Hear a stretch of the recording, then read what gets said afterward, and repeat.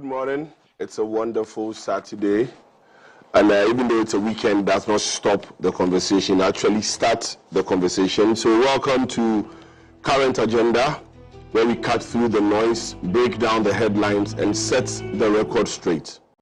The nation's biggest question starts right here this morning as we look at the issues that shape your week and your future. So let's start. Now, the growing tensions between Ghana's Office of the Special Prosecutor and the Attorney General's Department has become a defining constitutional contest over prosecutorial authority. At the heart of the dispute is this April 2026 High Court ruling that effectively curtailed the OSP's ability to independently prosecute corruption cases. Now, the Attorney General's position rests on Article 88 of the 1992 Constitution, which vests the power to initiate and conduct criminal prosecution solely in that office. In contrast, however, the OSP relies on the Special Prosecutor Act, the Act 959/2017, arguing that Parliament deliberately created an independent prosecutorial body to insulate corruption cases from political influence and interference. This raises a fundamental question. Did Parliament, in enacting Act 959, underestimate the constitutional scope of Article 88? Or did they intentionally do it so that it can challenge it? We'll discuss it this morning. Meanwhile, the political temperature continues to rise. The opposition New Patriotic Party alleges harassment, and they are saying that there is criminalization of dissent following the arrest of their Bono Regional Chairman KWAME, popularly known as Abonye DC, and the Sunyani East Communications Officer Abubakar Yakubu. The arrests are linked to alleged threats against a judge and claims of false publication. Now, these arrests have reignited debates about free speech, political accountability, and the limits of law enforcement. Now, at the same time, the government has intervened in the economy, and then this intervention is under scrutiny. The reduction in fuel prices, the subsidies, for want of a better term, that has been given, the 2 cedis per litre for diesel and the 36 pesos on petrol. The key question is it enough? Are these just measures providing real relief, or are they merely short-term political fixes? This morning on Current Agenda, my panel and I will be discussing these issues. Your Saturday morning companion will discuss these issues and also allow you to share your views, allow you to come in with your thoughts, express your concerns. Like we say, your voice, your power, that's what we represent. And we're going to go beyond the headlines and ask the very difficult questions. The questions you have sent to us within the week, we'll ask our panel, we'll ask our experts, and they'll speak to it. As usual, Current Agenda is proudly sponsored by Bank of Africa. Bank of Africa says that activate your dormant account with the bank this month. Enjoy refreshed products and services, including the enhanced SME support facility, the USD debit card, and the credit card, and many more. You can go to any Bank of Africa branch, go update your records. If you think your date of birth has changed, how that can happen, I wonder. But if your address has changed, if your residential address has changed, if your phone number has changed, if your status has changed, if your profession has changed, walk into any of the branches and update your information. You can go to their website also and update the information from the website. You can reach them on call center number 0302 429 333. I repeat, 0302 429 333 or 0302 249 690. Or you can go to the website www.boaghana.com and engage Fafa for all your questions and inquiries. Remember that terms and conditions apply. in terms of any product that you pick. Bank of Africa, as strong as a group, as close as a partner. Now, the National Petroleum Authority says that if you suspect that you do not get the right amount of fuel, or if you suspect that the quality of fuel served you is not up to standard, or if you experience poor or bad customer service at any fuel station, don't stress. The National Petroleum Authority is here to assist you. Reach out to them on their call center number 0302 550 380. I repeat, 0302 550 380. Or you can walk into their regional office or the head office in Accra. It's along the N1 highway at OWUSU, or any of their regional offices, and make a complaint. The National Petroleum Authority says that you have up to 48 hours to make your complaint, or if you want to make any inquiry, that one you are not limited by time. And if you experience any of the things that I mentioned earlier, feel free to report. NPA, where customer care meets excellence. I'll be right back after this break. The thing be loud, eh? They come in.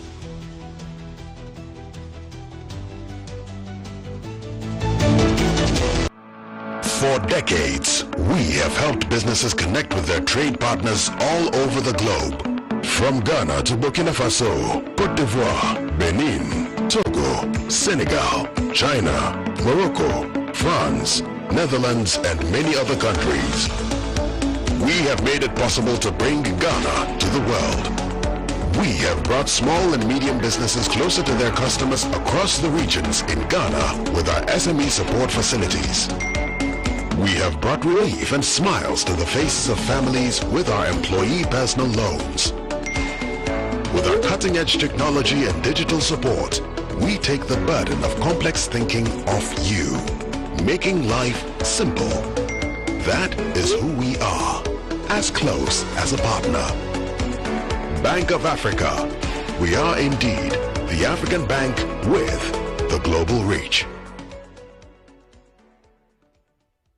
Back and stay safe. The National Petroleum Authority is cautioning the public to desist from scooping or fetching fuel from overturned fuel tankers at accident scenes. Do not get closer to the scene in an attempt to take videos or pictures. Inhaling the petroleum product is detrimental to your health. Worst of all, petroleum products are volatile and highly flammable, and a small spark can trigger a catastrophic explosion, causing deaths and loss of property. Call the Ghana Fire Service or Ghana Police personnel to handle the scene, or reach the National Petroleum Authority's contact center on 0302 550 380. Your life is worth more than a gallon of fuel. This Save a Life campaign is from the National Petroleum Authority.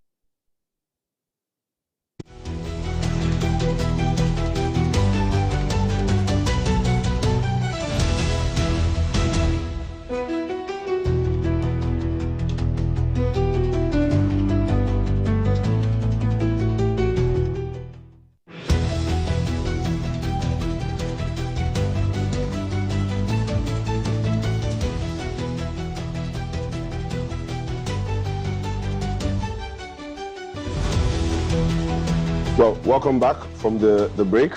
This is Current Agenda, your most authoritative news analysis program and your Saturday morning companion. As usual, I'll start with my reflections for this week. And today I would want to say or share my opinion on this new initiative. I'm sure by the time I'm done, you know exactly what it is that I'm talking about. So, to be honest with you, within the course of the week, when I heard about this health initiative, this health support initiative from the government, I was overwhelmed. And I must confess that it has been one of the best weeks I have enjoyed as an adult Ghanaian. As an adult Ghanaian, this is one of the best weeks I have enjoyed. I know what I'm going to discuss this morning is going to have It might be taken or misconstrued differently across political divides, but this morning what I'm discussing is devoid of politics. I'm speaking as a Ghanaian, and my focus is largely on the rollout of the primary healthcare policy. Like I said, politically it might not be popular, my opinion, but I am not here this morning to debate on whether that policy should stand on its own, whether that policy should be part of the National Health Insurance Scheme. That can be a discussion for a different day. Today, I'm looking at the essence and the value of this. And I'm addressing this as a student of development management, a student of development management. And I'm genuinely pleased and impressed by this achievement. Now, for those of us watching, we should understand that Ghana is not only Greater Accra, Ghana is not only Greater Kumasi, Ghana is not only Takoradi. Ghana stretches far beyond these major cities, Tamale and the likes. It stretches far beyond these ones. It goes to areas that you sometimes even cannot reach by road. Places where people travel on foot or travel by bicycle. Places that have been cut off from the development agenda. Places where a car probably is seen once in a blue moon. Now, the people living in these areas are Ghanaians too. We should not forget that. They are Ghanaians. And they also deserve their share of the national cake of development. These people contribute their quota to the building of this nation. Now, picture this. That cocoa farmer who produces cocoa, which when sold earns money that we eventually use to build cocoa roads, probably in towns that people who live there may never have seen a cocoa pod before. Picture that farmer.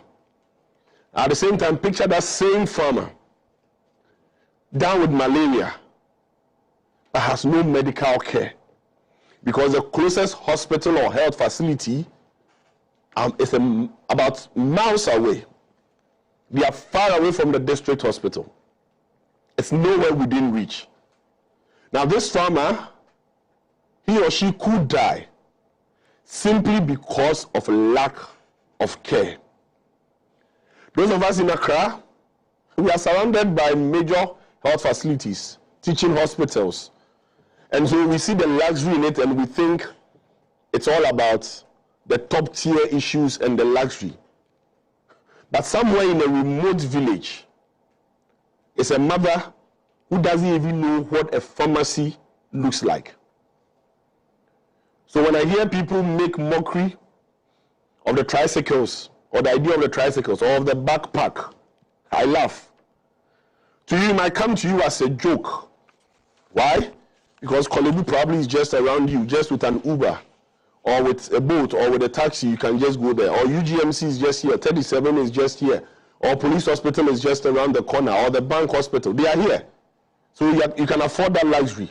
So when you see tricycles and you see backpacks, you take it for granted. But to me, that's a master stroke. This is a master stroke that meets the needs of different stakeholders in the economy. Again, like I said, it's not about who started it, or it's not about where it should rest, but it's about the idea, the principle. And if this is rolled out very, very well, I would not hesitate to say that within the next few years, many of these avoidable deaths in rural areas due to lack of medical care will be a thing of the past.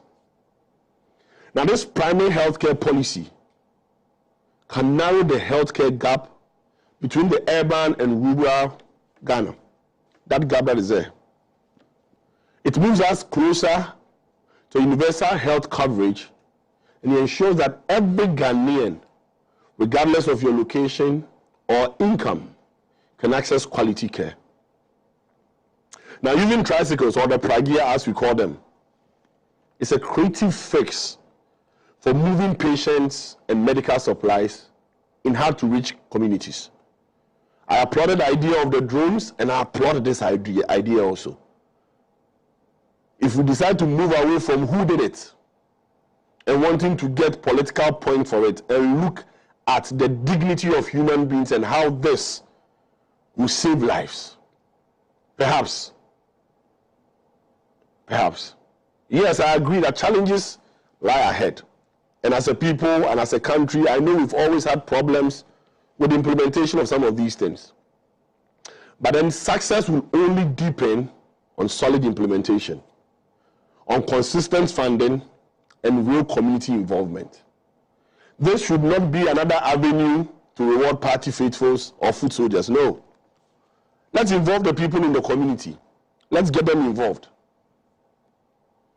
But today, I need us to acknowledge one thing, that this that has been done is commendable, and the people who push to make this happen deserve an applause. Like I said, as a student of development management, I am eager to see how this policy shapes our healthcare development and touches the lives of every single individual. It reminds us that development isn't only about huge infrastructure. I like that phrase, touching lives one at a time. I like that phrase a lot. It's about people. We talk about development. We're talking about people. If there's no people, there's no need for development. And it's about the well-being of the people.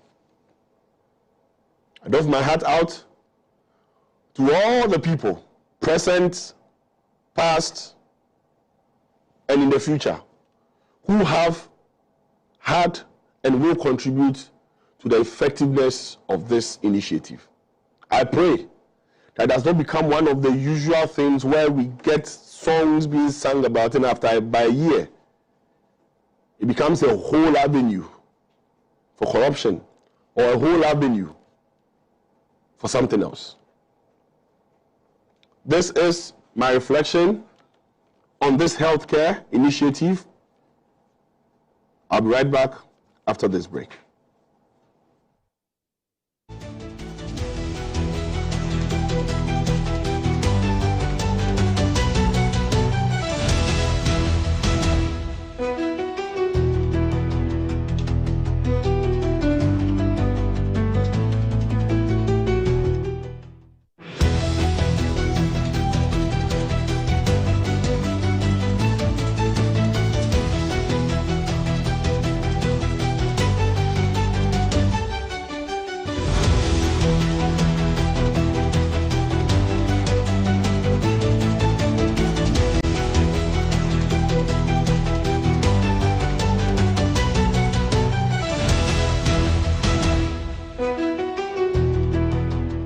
For decades, we have helped businesses connect with their trade partners all over the globe.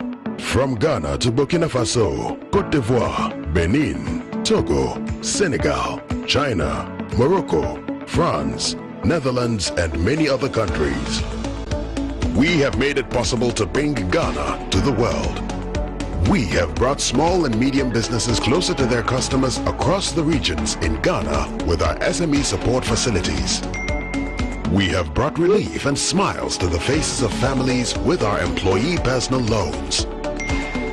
With our cutting-edge technology and digital support, we take the burden of complex thinking off you, making life simple.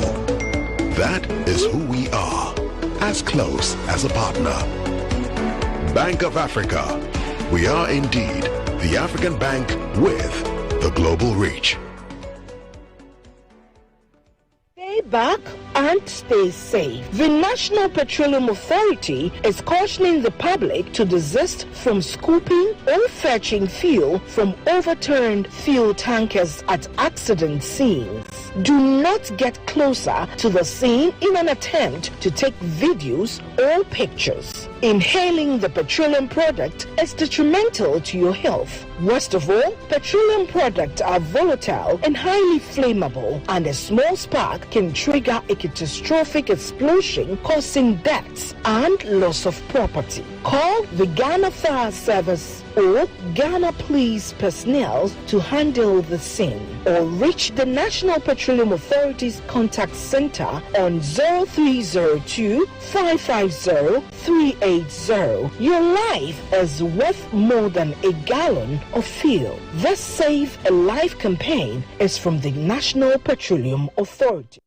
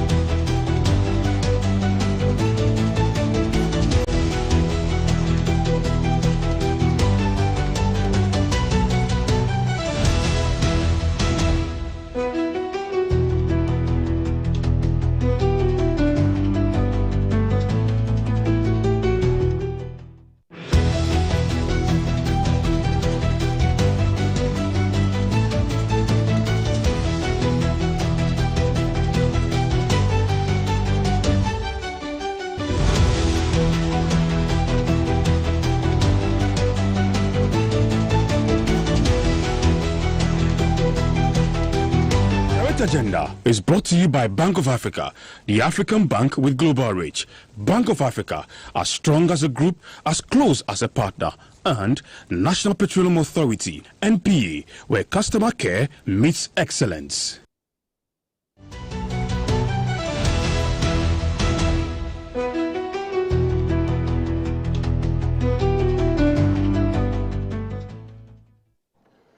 Welcome back to Current Agenda, where we discuss the issues, your Saturday morning companion as usual. So I'll introduce my guest and then we'll go straight into action. Today I have with me Dr. Prince AMOABENG AGGREY. He's a member of the National Communication Team of the NDC. Doc, good morning. I hope you're good. Right. As a doctor, I'll give you an opportunity to speak on the free primary health care initiative, so you give me a bit of maybe just a minute or two before we zoom in proper. That would be amazing. Well, next to him we have Austin KWABENA, BRAKO-POWERS. He's a private legal practitioner. Powers, good morning. I hope you're good. You can't complain. I know your viewers will also not complain. I know we have life. Yes. Right. Okay. Also joining us on Zoom is Professor KWABENA SARFO-KANTANKAH. He's a Dean at the Faculty of Arts, UCC, and the UCC Political and Parliamentary Discourse Analyst. So he's in the Faculty of Arts, and he's a Political and Parliamentary Discourse Analyst. Prof, good morning. I hope you're good. Prof, please check your microphone. If it's muted, please unmute yourself so I can hear you. Okay. I hope you're good this morning. Right. Thank you very much. So I'll come back to you shortly. I don't know whether you paid attention to the reflections, but I'll come to you shortly. So let me start with Doc. Doc.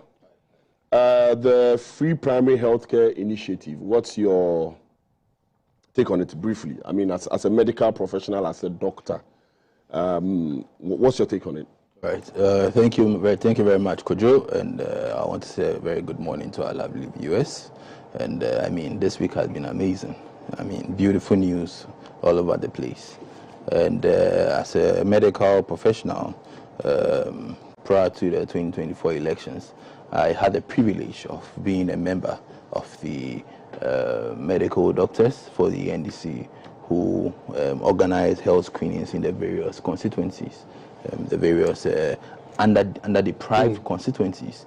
And our main focus was in reaching out to people who were not able to have access to good quality healthcare. And we realized something very alarming. I mean, most of us live our whole lives in Accra. I had the privilege of going to a place we call Boakye, in North Pongo constituency. Now, before you get there, you have to cross a river. Before you get to a village where they don't have water, they don't have electricity, and then their closest CHIPS compounds was lots of kilometers away from the place. So we realized that after the screening, a lot of these young guys were diagnosed with certain chronic medical illnesses, such as hypertension, that's high blood pressure, diabetes, and then some of them also had certain acute infections, such as malaria, which if we had not gone there at a particular point in time, we wouldn't have discovered. So this primary healthcare, basically primary healthcare, what it means is it is a tiered system of healthcare. Now, it's divided into various levels: the district, the sub-district, and the community. Now, with the community, we call something community health planning services. Okay, so we call them CHIPS compounds. So CHIPS compounds are small structures which provide basic promotive and preventive healthcare. Okay, so your BPs will be checked for free. You're given health advice for free. Your sugar, your BMI. So BMI is basically a proportion of your weight and your height. So all these things will be checked. Now, it is extremely important for these things to be checked because early detection saves lives. Right. Especially when it comes to conditions like hypertension. Once the high BP is picked early, we're able to give the lifestyle modifications.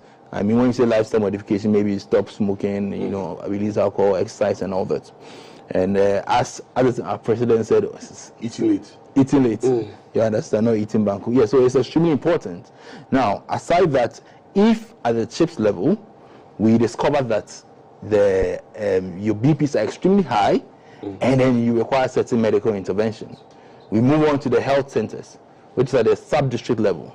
And then from the health centers, we move on to the polyclinics at the district level. Now, the CHIPS compound is able to cater for a community of between 3,000 to 4,500 people. Right.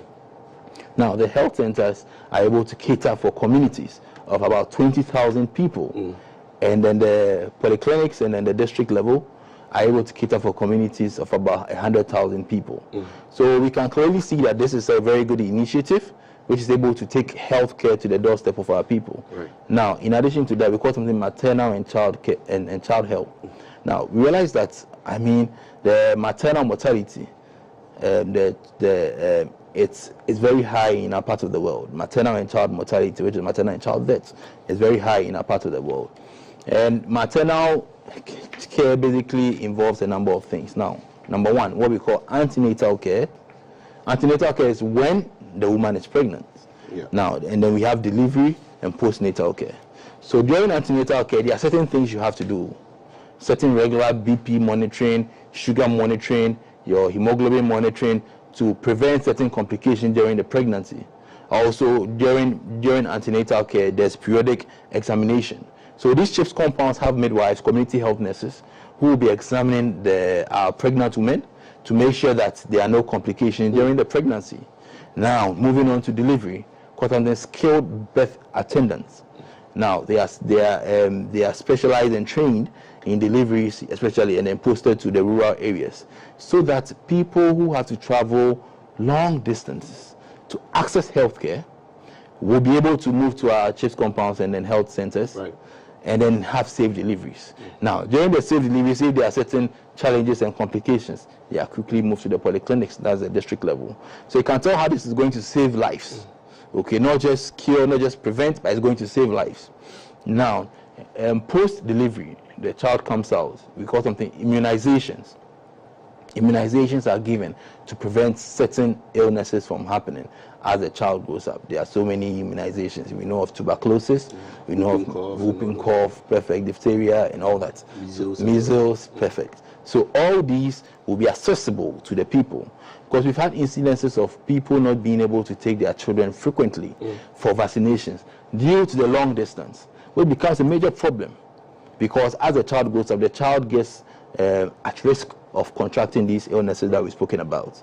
So this is extremely important. Now also, early detection of certain common and basic illnesses such as malaria, what we call cholera, and even some upper respiratory tract infections. Now, after detection of malaria, basic treatment, you know, the anti-malarials and all that. Now with cholera, you know, some ORS, some zinc tablets and all that will be made available. And we realized that the #1 cause of morbidity and mortality in conditions such as cholera is actually the loss of fluids and something we call electrolytes. So this is going to save lives not just at the maternal level but also at the child level. Now children, there are various age groups. Between 0 to 28, we call them neonates. Between 0 to 1 year, we call them infants. Between 1 and 5 years, we call them children, and then from 5 up, we call them preschool and school. This is packed. So it is an extremely good initiative by His Excellency President John Dramani, who has shown consistently, time and time and again, that he has the welfare of the Ghanaian people at heart. Right. Thank you. I think we would have to have a special session just with you to discuss these things, because for me, like I mentioned, as a student of development management, it's important that we make people understand that it's not, you don't use one approach for everybody. There are some, like you indicated, you need to go to their doorsteps to do the immunization, to go check their pressure level for them, because leaving them, asking them to come, they will never come. So I appreciate that. Powers, 1 minute. I gave Doc 2 minutes because he was speaking as an expert. I give you 1 minute. The conversation is that this is an important program which builds on the National Health Insurance Scheme started by UFO. Yeah. And I'm not sure anybody is glozing over this conversation. But like I said, it's a community approach to expanding healthcare delivery in the country. And we must be able to applaud such initiatives. I've heard many nuances in terms of politicization of the entire conversation. And I think it is very needless, because it doesn't matter who takes the glory. So long as the larger people get to benefit the nature of the program, that should be the conversation. Right. And I'm not sure when this program was launched, there was a tacit agenda to discredit the previous administration or to discredit the achievement or even what the previous administration made towards primary health care in the country. Now, it's important to point out that this is not the first time we are having access to primary health care. Do you understand? But this is an attempt to expand the conversation. True. So the extraction or element within the opposition New Patriotic Party should not have any doubt with regard to what they did. Because nobody has downplayed the role they played. Because I'm sure if we are to narrate or to give account of the primary health care of this country, primary health care initiatives of this country from 1992 to date, I'm not sure anyone will downplay the impact of the opposition New Patriotic Party. Right. So they should settle all doubt. What should be of interest to them is how we are going to implement this program. And has been my concern. My concern is how we will be faithful to the implementation strategy so that there will not be lapses. And even if where there are lapses, how are we going to plug those loopholes to make sure that we retweak the program to make sure that it delivers the healthcare needs of Ghanaians. Right. So that is what I will submit.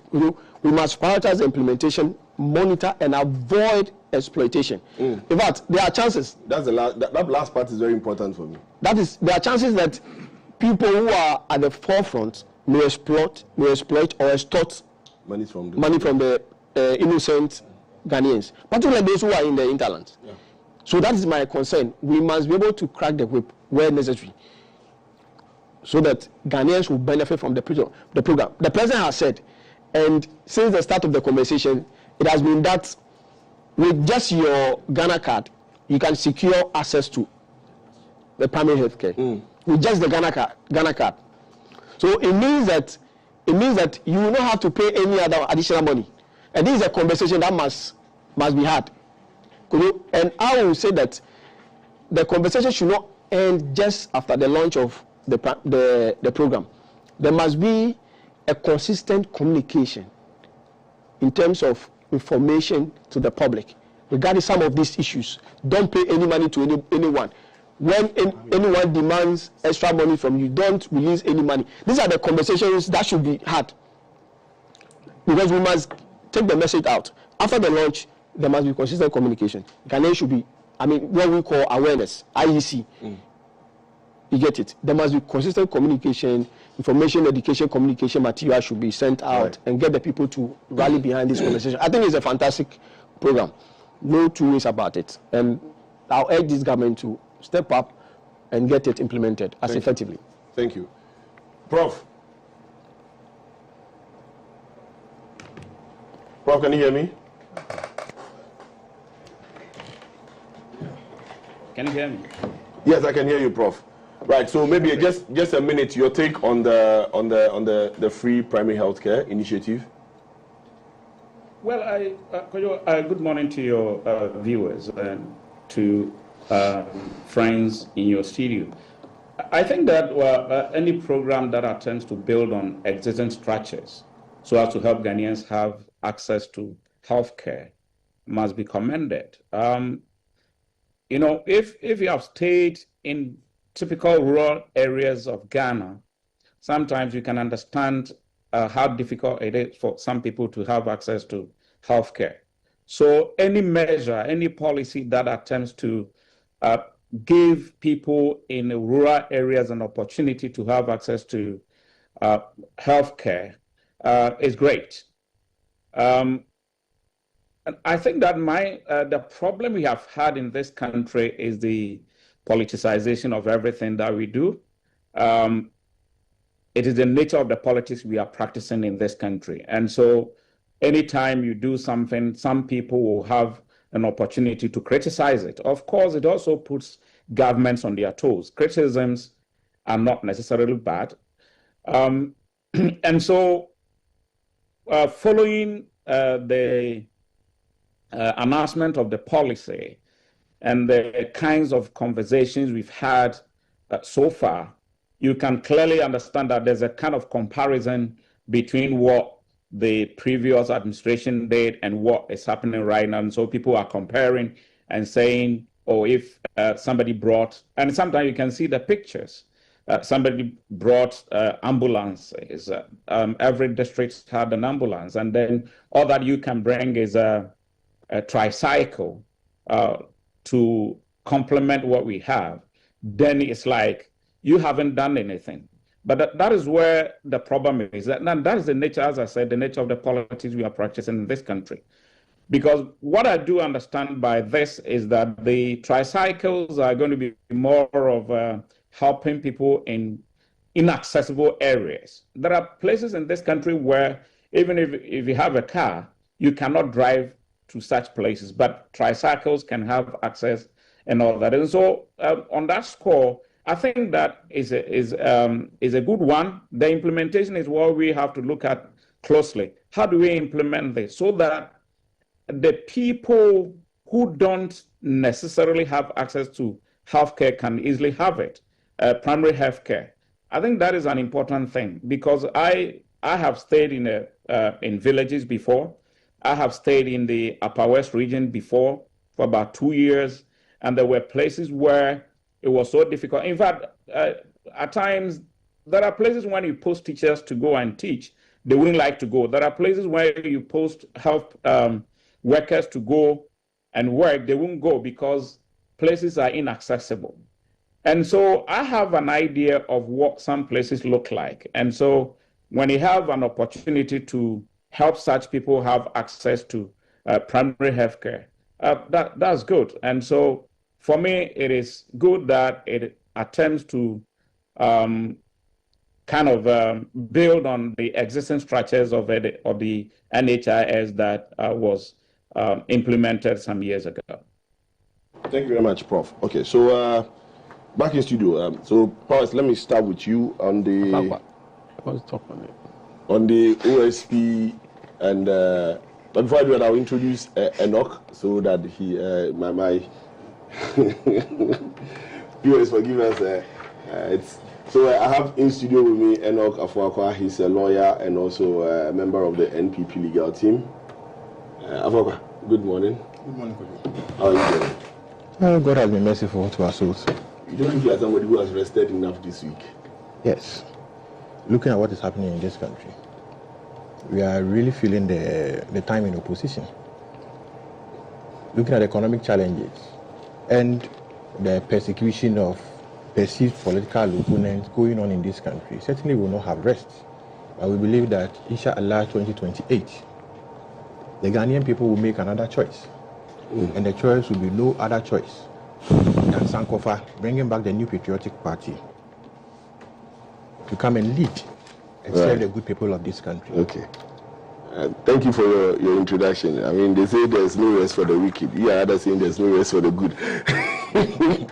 But, Boris, now, within the week, we got some information with mixed feelings. Yeah, but I think you were sharing your perspectives on your reflection. Yes, for those who were here before I started. Yeah, we are all here. I was here before. I'll come to you. Give me a minute. And I heard Doc also. Also, you were listening in? Yeah, I was listening. Okay, then I'll give you a minute. Why don't you show that you were faithful listener? Sharing his perspectives on Mepe, the constituency of the Foreign Affairs Minister, Samuel Okujeto-Ablakwa, and others.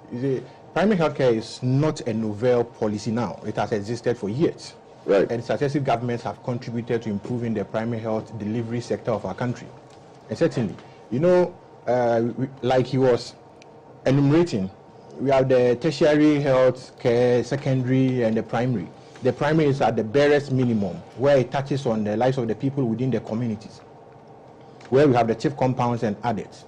And there are some communities completely cut off from even the chief areas where they can even access healthcare. So certainly, successive governments. You remember the new patriotic party under the presidency of His Excellency Danko Akufo-Addo and Alhaji Dr. Mahmoud Bawumia as vice president, introduced the zipline drone delivery services, which were supplying medical supplies, engaged in medical supplies to the remotest part of our country. I observed one in one of the villages in the western region where it dropped blood at the park for the community health nurses and the people to pick up to be able to attend to the needs of a citizen who was in dire need of such a medical need or medical supply. And in as much as we are improving upon this, I believe that government should do more to be able to impact the lives of the people in the remotest part of our country. KOJO, the question there lies is that if we are banning Toyota Voxy vehicles for distances based on safety issues, and we are importing tricycles, Aboboya or Pragia, for medical supplies, have we examined in totality the safety of these tricycles or the safety of these vehicles that we are using to support our medical needs? Certainly, there must be some thinking going into this. And I believe that this is a real sector that the National Road Safety Authority should come in handy to be able to inform the people of this country as to the work that has gone into it. I have witnessed an old woman who is a family friend sat in this tricycle in Obuase. The tricycle somersaulted, and in fact, she lost part of her thigh. The flesh peeled off. Should I say peeled off? It's like Doc is here. He can use a medical term to describe. I am an illiterate in that sector, but in fact, the whole flesh was gone, and they needed to part with some of her butt to be able to fill those. It was a serious thing. People are maiming with the use of these tricycles on our roads. And hitherto, when you go to India, Ahmedabad, Gujarat areas and those things, in northern India and the like that, they use these tricycles more. It's a poverty-stricken areas. But currently in Ghana, when we come to the city of Accra, you will see Pragia and Aboboya promoting and using as means of public transport in the city of Accra, the capital. How much more other areas? When you visit Obuasi, the streets of Obuasi and other areas, it's an eyesore. So certainly, the Road Safety Authority should come in. Now that government is even enjoying, and I'm not surprised. Last time I went to the Ghana Publishing Company and Assembly Press, and to my notice, I saw Aboboya community police officers in Aboboya clearly branded, sprayed blue, black, and white, written community protection unit. It was a community protection something. I said, wow. In this time and age, in this republic, So we need to invite the Road Safety Authority to make a pronouncement as to the investigations or the work that has gone, the research that has gone into the use of these tricycles. Hitherto that we are even escalating its use as medical ambulances or as vehicles to transport patients and that kind. Are we checking the lives, the safety of these people, the patients in the vehicle, the riders, the health workers, being it registered nurses or registered community health practitioners using these tricycles? The intention is it's well intended. But as to the safety and other things, we must look into this perfectly, because this is not a novel policy, it is a repackaged policy. But if we are repackaging it, then we must repackage it properly to ensure that the deliverables in it, the resources we put into it, because we have been told that a quantum of about 1.5 billion Ghana cedis will be needed for the first phase of this project. Once we need 1.5 billion Ghana cedis for the first phase of this project, certainly it tells you that we need to improve upon the resources that we use in terms of the vehicles for moving around. If Toyota Voxy is said to be used for long distance, now the proclamation is that, or the ruling from the National Road Safety Authority is to the effect that Toyota Voxy should not move at a long distance. It should be used within a shorter distance. Right. Why can't we use? Because the price of Toyota Voxys are a bit lower. We can incorporate the use of Voxys, convert same to mini ambulances, and use them in these hard to reach areas, which some of them are not real hard to reach areas that you cannot use such vehicles within those terrains. If we are using ambulances, air-conditioned ambulances in town, when the politician falls sick, we use a VA to transport the person to UGMC and the likes. When the politician's daughter or child falls sick, we use one of the flexi ambulances for the National Ambulance Service to transport them to the hospitals, enjoy the ambulance, enjoy the serenity, the resources of the state and other things. Why not the people who are providing us with food? Right. The people who are providing us with meat and other things. Okay. The people providing us with the raw materials that we sell, the cocoa beans and the likes, and those things. So we must rethink this whole policy and make sure that we inject some level of urgency and impact the lives of the people in the hard-to-reach areas. They are also Ghanaians. They are also Ghanaians. Okay, so hold on. So this is actually not a topic for discussion. We are all reflecting. So it is reflection. So actually, nobody can question your reflection. So the reflection has to be correct reflection. No, that is reflection. Is it a bad reflection? Okay, You said no. I'm saying that everybody's reflection is their reflection. That's how you reflect on the topic. He has reflected on his own. So we need viewers also to reflect on their own. Use yacht to cross the river in Mepe before he. Let me just caution you ahead of time. This one. So there's a small town in the Upper West region we call Boakye. I was there for a period of time. Now, that place, the level of devastated roads, other area is alarming. You hardly see cars there. What we used to ply our the distance was we used to sit on Okada, okay, to get to and from wherever we need to go to. Now, there's a quote that if you can't fly, you walk. You run. If you can't run, you walk. But whatever you do, you keep on moving forward. And that is the principle of this government. Thank you. I'll end you at the principle of this government. So, whatever it is, you need to get there. Bottom line, whatever it is, you need to get the basic health to the people. Whether AFOAKWAH likes it or not, we'll get it there. Promise.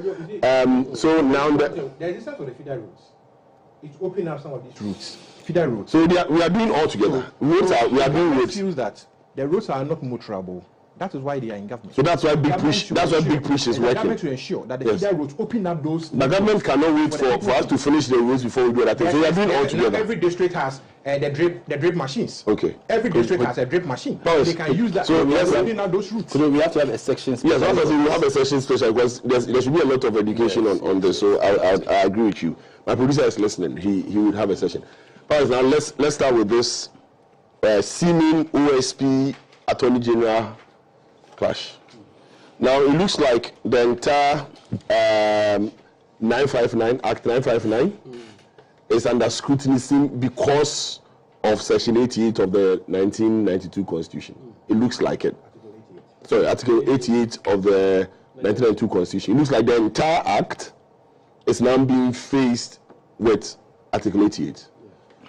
As a lawyer, when you heard the judgment or when you heard the ruling from the High Court within the week, what was your first reaction to that ruling? Especially as somebody who has been fighting corruption, so an anti-corruption crusader. Very important. I have heard many say that the decision of the learned High Court judge, Justice Nyante, had dealt a terrible blow to Ghana's anti-corruption campaign. And if we went ahead to malign the government, saying that this is the handiwork of the government. But I disagree. I think we need to get to a point where we handle matters as they are. Was a decision rendered by the government. The decision was rendered by a judge. The judge handed the decision in the name of the state or the republic. There's something I always tell my juniors: when you go to court, however good your case is, if you're not able to present the relevant documents or evidence to the judge at that material time, the judge will rule against you. Even when your case is good, even when you have a watertight case, if your evidence is porous, if your evidence is weak, the judge will rule against you. Now, in substance, I agree with the decision of the judge, because at that material moment, he based his decision on the evidence presented to him by the OSP and the applicant, Archibald. Now, what was the decision? What was the application? The application was to question the authority under which the OSP is prosecuting such matters. And that falls under the supervisory jurisdiction of the High Court and the Supreme Court. Now, in this country, there are only two courts that have supervisory jurisdictions: the Supreme Court and the High Court. The other court, including the Court of Appeal, do not have a supervisory jurisdiction. So they cannot issue such orders as co-warranto, prohibition, co-warranto, we have certiorari, habeas corpus. It's only the Supreme Court and the High Court. Now, Archibald was questioning the authority of the special prosecutor based on Article 88 or 88.3 of the 1992 Constitution, which said provision vests all prosecution of criminal matters in the Attorney General. Mind you, the Attorney General is an appointee of the government, also a legal advisor to the government. Per that provision, it means that every prosecution in the name of the Republic must be at the instance of the Attorney General. Now, it doesn't mean that the Attorney General should be the person doing it. When you read Section 56 of Act 30, it provides that the Attorney General may authorize any other person to prosecute in the name of the Republic by an executive instrument. So he was questioning, and according to the decision, the 26-page judgment, the special prosecutor or the officer representing the special prosecutor was not able to convince the judge that they had due authorization. Now, the question is, does the special prosecutor have authorization to prosecute matters in the name of the Republic? My response, KOJO, is yes. Now, when you look at the memorandum accompanying the bill, that is the memorandum accompanying the Office of the Special Prosecutor Bill 2017, the introduction is clear that this office is being created to investigate and conduct prosecutions in the name of the Attorney General or on the authority of the Attorney General. Now, recently I had the opportunity to look at a few of the discussions, the hands-on paper, a few of the discussions that preceded the passage of the Act. And that issue came up. And the lawmakers were convinced in their minds that it is not only by legislative instrument or executive instrument that the Attorney General can authorize any other person, but it can even be by statute. Which statute could also be Act 959. So when you look at the memorandum accompanying the bill and you look at the hazard, the discussions that preceded the passage of the bill, you will be convinced that the special prosecutor has due authorization from the Attorney General to prosecute such offenses. But were they able to convince the judge? No, they weren't. That's why I always say that if they had been mindful, if the officer that represented the office had been mindful to bring or assemble all these evidences, I'm not sure the judge would have rendered the judgment or the verdict that he did. Because it borders on the name of the game is evidence. If your evidence is weak, you suffer. And the Supreme Court has been clear that you don't win your case on the weaknesses of your opponent, but on the strength of your case. So they lost the judge on the weaknesses of their submission. But I'm convinced, because I've had the opportunity to look at all the bills, particularly the YOCO bill, the Economic and Organized bill, how it was structured, the memorandum, and how the memorandum of the OSP bill was structured. And I'm convinced that that amounted to statutory or prior authorization. There's no need for the Attorney General to have written to the Special Prosecutor that I've given you authorization. But when you look at these materials, you come to the same conclusion that indeed the Special Prosecutor had prior authorization. Now, the judge did a good job. I said the judge did a good job because it was he arrived at the conclusion based on the evidence presented to him. And I'm saying that the officer from the Special Prosecutor did a shoddy job. Yes, the officer from the Special Prosecutor did a shoddy job because he wasn't able to convince the judge. Now, but the judge, at a point, when I read the judgment, made certain commentaries that I find troubling. And it is important because I have said that when judges get an opportunity to sit on cases, they are deciding it in the name of the state. So needless partisan conversation or slight that may create certain impressions in the minds of people should be avoided. When you look at page 21 of the judgment, the judge says this was a political promise, a political promise, a campaign promise, a political promise. In fact, let me even try and read the portion, because the thing is that we must be able to render decisions that will stand the test of time, so that people will not stand anywhere and say that this person has been influenced politically, or this person is doing the political bidding of a particular political party. Now, this is what the judge said. When you look at page 21 of the 26-page judgment. When you're done, you can share with me so I can. Sure, I'll share with you. When you look at, so if I can just look at it, and whilst just look at it. So the judge said that this is a political campaign promise that has found its way in a law, and that the OSP had been re-engineered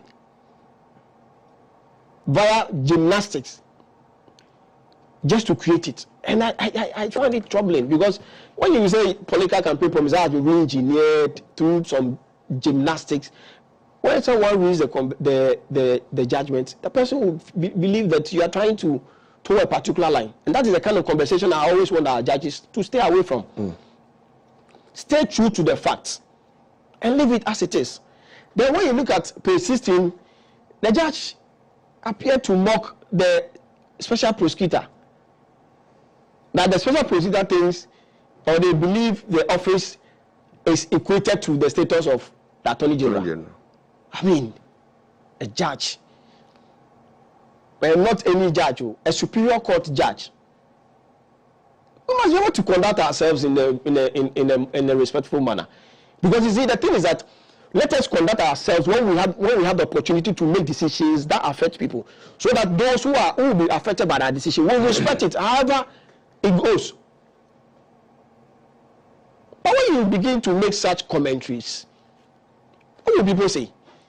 That's why I wasn't surprised when I hear people say that this judge belongs to is towing the line of a particular political party. That shouldn't be the conversation. I have cautioned colleague lawyers that let's stay true to the fact and let's not stray into the realms of petty partisan politics. But sometimes the judge also give themselves away. And the judge also made one key consequential order. which is to void all previous prosecutions, convictions secured by that special prosecutor. Yeah. So far, the special prosecutor has been able to secure 7 convictions, which convictions did not manifest in the nature of prison or jail time, but restitution to the state, refund of a certain specified amount. The judge voided all those convictions. But the question is, does he have the power to do that? And my answer is no. Because the Supreme Court is clear. You cannot make orders outside what has been asked. The person came to you, the person didn't say void all the previous convictions. The person came to you, that you are that the special prosecutor is prosecuting him, and that he has had cause to question the authority of the special prosecutor. So ask him, if they are unable to produce it, then strip the special prosecutor of any prosecutorial authority. These were the reliefs. How then do you go ahead and void all previous convictions? And you see, it doesn't fall only within the reliefs. Sometimes, if the pleadings, if on the face of the pleadings, the judge could arrive at or could make certain orders, the judge could go ahead. But when I look at the reliefs and even the submission of the special prosecutor and that of the applicant, Archibald, there was nowhere that you would arrive at the conclusion that the judge has been given an opportunity to make such conclusion. And so that pronouncement, that order, I think the judge went overboard, because the judge has no jurisdiction to make that order. That order, the judge has no jurisdiction to make that order. And do you know what that means? All those who have refunded those monies to the state, we need to return them with interest. If they so decide that they will go to court for interest. Yes. But KOJO, this is a surprising thing. You know, this is a decision of the High Court. You know, the High Court decision does not bind another High Court. You know that. And the special prosecutor has other cases before the High Court differently constituted. So the special prosecutor can go ahead and prosecute those cases. It does not amount to contempt of court. People are saying that it amounts to, no. A High Court is a court of coordinate jurisdiction. No one High Court decision binds any other. In any case, I've done cases where 2 High Courts have rendered 2 conflicting decisions. In fact, on this particular case, there was also that case, the famous rice case. Yes. I think yes, I think Isa Mohammed also. Yes. And the famous rice, yes. That also is a case that is also at the High Court. Exactly. And even I think in that one, the judge said that they are going to hold on the application till the decision of the Supreme Court is made as to whether the special prosecutor has an independent authority. And another High Court, like you're saying, the decision has been taken. Yes. So the thing is, the special prosecutor should go ahead and prosecute other cases before that High Court, unless those High Courts differently consider believe that they will not go ahead with those cases, like the one you talk about, the famous rice case. Yeah. But that decision of the High Court does not bind any other High Court. It only binds the court below. So we are talking about Circuit Court, we are talking about the District Court, and the judicial committees of the traditional councils. Right. So, this is a High Court decision, not that of a Supreme Court, not that of Court of Appeal. But, I am convinced that the special prosecutor has due authorization. If I'm sure you read the Facebook post by the Deputy Attorney General, Justice Trumsai, which is to the effect that they will take steps to effect the decision of the court and take over the cases. I thought it was too early in the day. It fits into the broader conversation and the suspicion being bandited around. Because you know that this very decision, the special prosecutor has taken steps to appeal. And you also minded that this is a decision of the High Court. And there are cases before another High Court. And the special prosecutor can go ahead and prosecute those. He is a constitutional law lawyer. He is minded by the law. He knows what I'm saying. But why do you do this? You fit into the broader conversation. That you people are trying to remote control or trying to get the office of the special prosecutor, in fact, scrap, so that you can take over. But we know that even the oral cases, we've not seen enough of the oral cases. Right. So, it is too early in the day for that Attorney General to be dabbling in these petty conversations. Okay. And in concluding, conclude, so because I'll come back to you later. So, in concluding, I think if the Attorney General believes that the judge was right in arriving at the conclusion that the special prosecutor does not have due authorization, which conclusion I disagree with. But I support the judge based on the evidence. But I disagree with the fact that the special prosecutor does not have authorization. I think they do. Because if you look at the law, they do. If they believe that they do not have the due authorization, give them the authorization. What stops you? Okay, sure. Thank you. AFOAKWAH, I'll come back to you later to discuss this whole thing about authorization for you to explain what really we mean by authorization. But Prof, if you can hear me, one of my viewers has sent a message to ask why all this. If the Attorney General's quest is to nip corruption, and if that's what the OSP also wants to do, why does it seem like the Attorney General and the OSP are clashing for who should have sole right over corruption fight in this country? As an analyst, how would you address such a question if it comes to you?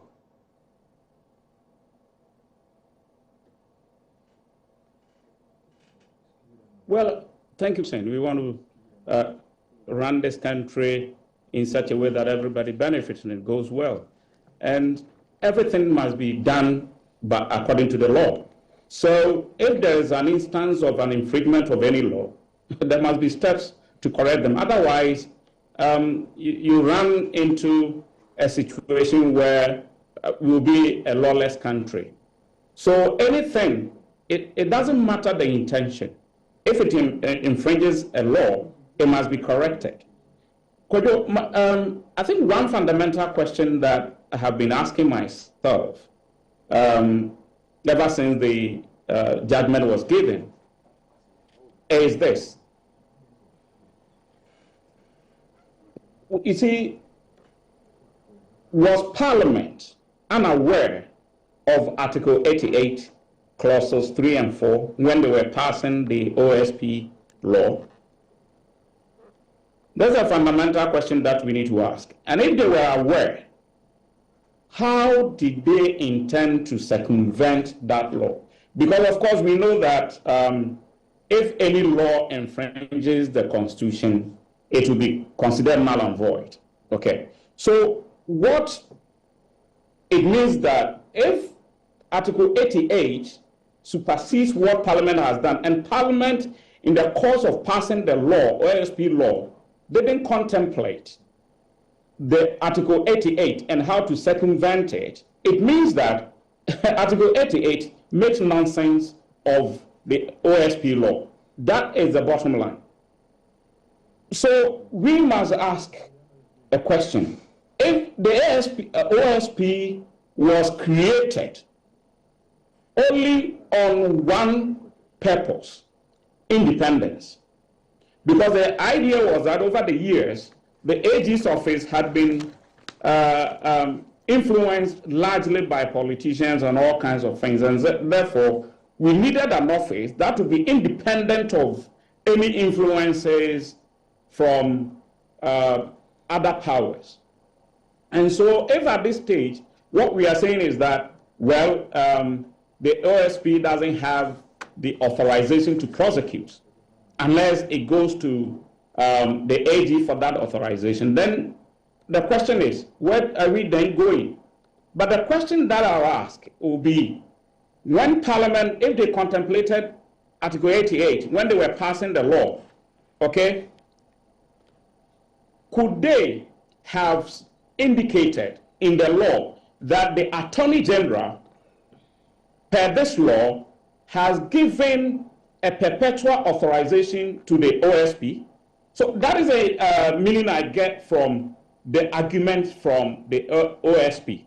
So is it possible, possible in law to say that, well, yes, the OSP needs authorization from the Attorney General's office, but we can by law say that that authorization has been given in perpetuity, so that it is not going to be case-by-case basis where for every single case the OSP has to go to the Attorney General's office. That is a question that we need to look at. So, and you see, when we are interpreting laws, and I'm happy about what the lawyer in the studio said, what I know is that in the interpretation of laws, it's not only what is written black and white on paper. Sometimes you can even go for the debates in Parliament, you know, the legislative debate that went on, to be able to understand what Parliament contemplated when they were passing the law. And the memorandum that accompanied the bill, you have to read all that to be able to understand what Parliament contemplated at the time of passing the law. If that authorization can be given in perpetuity, in other words, if Parliament, by law, or the Supreme Court says that, well, in law, Parliament can say that we have given that authorization forever. So the ASP doesn't have to go back to the Attorney General's office for authorization for every single case. Then it means that the OSP can move on and prosecute. For me, I've always been very happy about the office of the Special Prosecutor, because, you know, the fight against corruption in this country. And so over the years, you know, the argument has been to even decouple the Attorney General's office from the office of the Justice Office. So what it means is that we know and we understand that there has always been a political influence that affects the fight against corruption. And I pray that the OSP is given that mandate to be able to prosecute its cases so that it can continue to do what it's doing. For me, the Special Prosecutor is doing so well. You know, fighting corruption is not an easy task. When you want to fight corruption, corruption will always fight back. And you know, when you're talking about serious corruption cases, graft, major corruption cases, these are cases involving people who have power. And normally when you are fighting people who have power, who have the influence, it is so difficult. And for me, Kisia Jaben is doing so well. For so many years, I may be wrong, but for me, this is the first time I've seen an appointee going after his own appointing authority. And that is very important when it is the OSP is able to do that because of its independence, the independence that it has from any political influence. And therefore, if we are going back with this kind of argument and saying that, well, the law doesn't allow the OSP to prosecute, then we are going backwards. And for me, and I agree with the lawyer in the studio, if the OSP did not provide the necessary documentation to be able to prove that they have that authorization in perpetuity, then that is very unfortunate. Of course, when we go to the Supreme Court, I believe that the Supreme Court, the judgment from the Supreme Court will always, for me, I have made an argument all the time that the last arbiter of law is the Supreme Court, and whatever decision they make, we must abide by them. Of course, the Supreme Court will not call for evidence, but they will interpret the Constitution vis-a-vis the OSP law and see where we stand. For me, I think that by contemplation of Parliament, by the memorandum that accompanied the bill and other indications, will show that Parliament contemplated giving the OSP that kind of perpetual authorization to be able to prosecute cases. If that is not the case, then I'm afraid the whole OSP has become, excuse my expression, a useless office.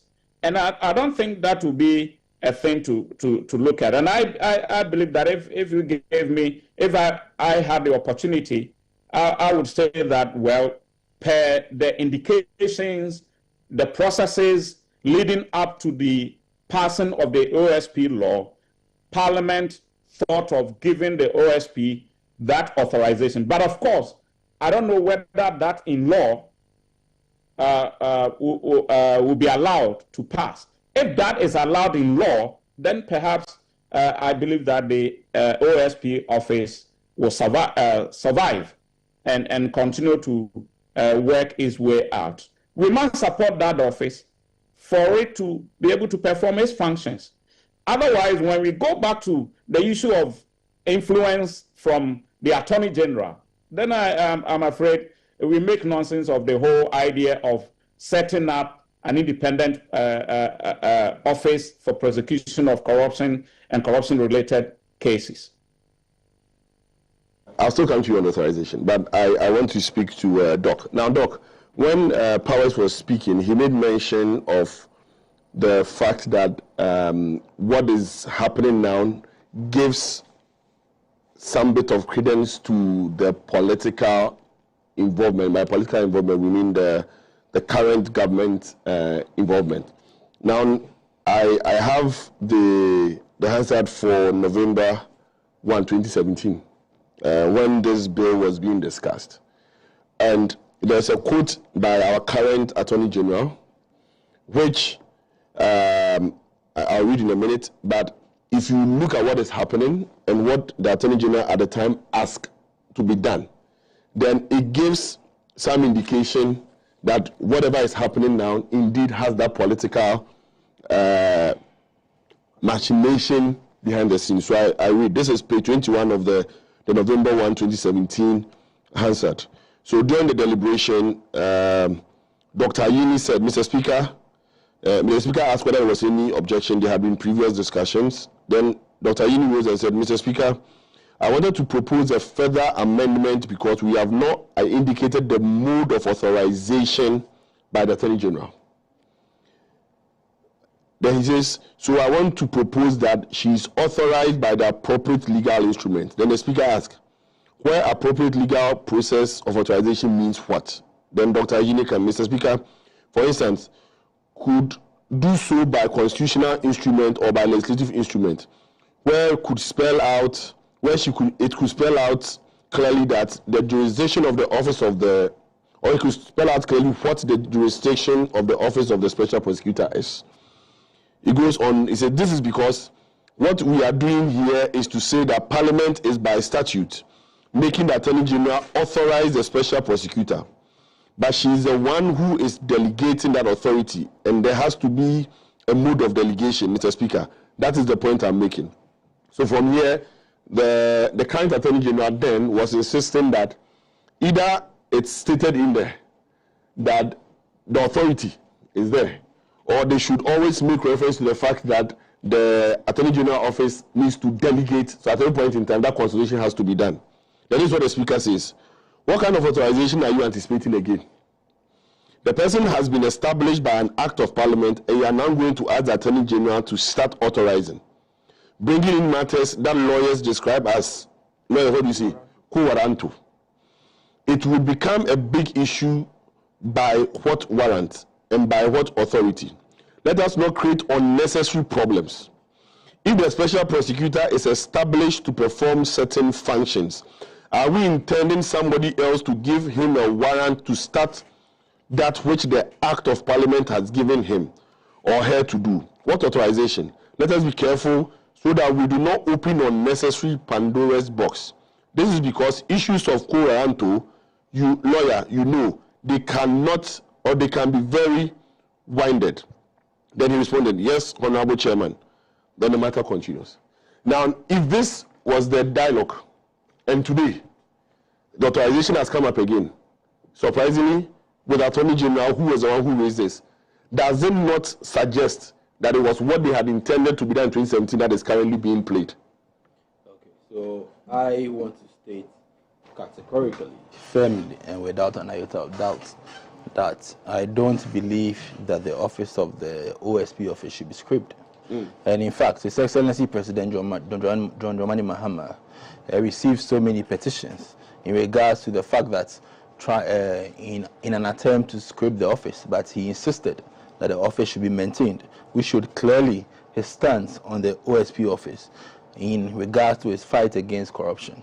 Now, I'm a very objective person, and I've always believed that the law is the law, and what is in black and white is directly in black and white. You know, my co-panelists made mention of the fact that, I mean, a number of things are subject to interpretation. Now, the Article 88 of the 1992 Constitution, sections 3 and 4, is very clear. I mean, it states that the Attorney General shall be responsible for the initiation and conduct of all prosecutions of criminal offenses. He didn't say some, he didn't say most, he said all, which is extremely key. Now, section 4 says that all offenses prosecuted in the name of the Republic of Ghana shall be at the suit of the Attorney General or any other person authorized by him in accordance with any law. Now, KOJO, I mean, for an example, okay, let's say when you come to a medical field and then there's a rule, a regulation. First of all, the Constitution is the supreme law of the land. Let's get that clear. Now, you come to, let's say, for example, the medical field, and there's a rule that all brain surgeries are supposed to be conducted by a neurosurgeon. And a gynecological surgeon and an obs and gynae surgeon goes to do this. Okay, it goes directly in contradiction to this rule. Now, even though in 2017 an act was passed in Parliament, initiated by the then Attorney General, in order to bring the OSP office into full fruition, but the Constitution is the supreme law of the land. Okay, what should have been done? There were supposed to have been some modifications to the original article and sections in the Constitution. But as far as this remained, and then the Constitution supersedes any other acts of Parliament, it means that this is what is supposed to be. In fact, during the OSP's vetting in 2021, he made mention of the fact that he wasn't exactly so confident with the way that his office was created. You know, he made mention of that fact. Now, with regards to formation of acts, okay, I don't believe in just making laws. I believe in this implementation and enforcement. It's extremely important. I mean, anybody can make a law. But after you make a law, how are you going to enforce it? Now, former President Akufo-Addo decided to come up with this OSP office, which is extremely good, an extremely brilliant idea. He brought into his fold Martin Amidu, who is a renowned man of integrity and principle, okay, to fight corruption. Now, in 2020, what happened? We saw in this country that Martin Amidu decided to resign. Why? He actually labeled Akufo-Addo as the mother serpent of corruption, alleging that he interfered in his fight or in his investigation in the Ijapa royalty scandal. You understand?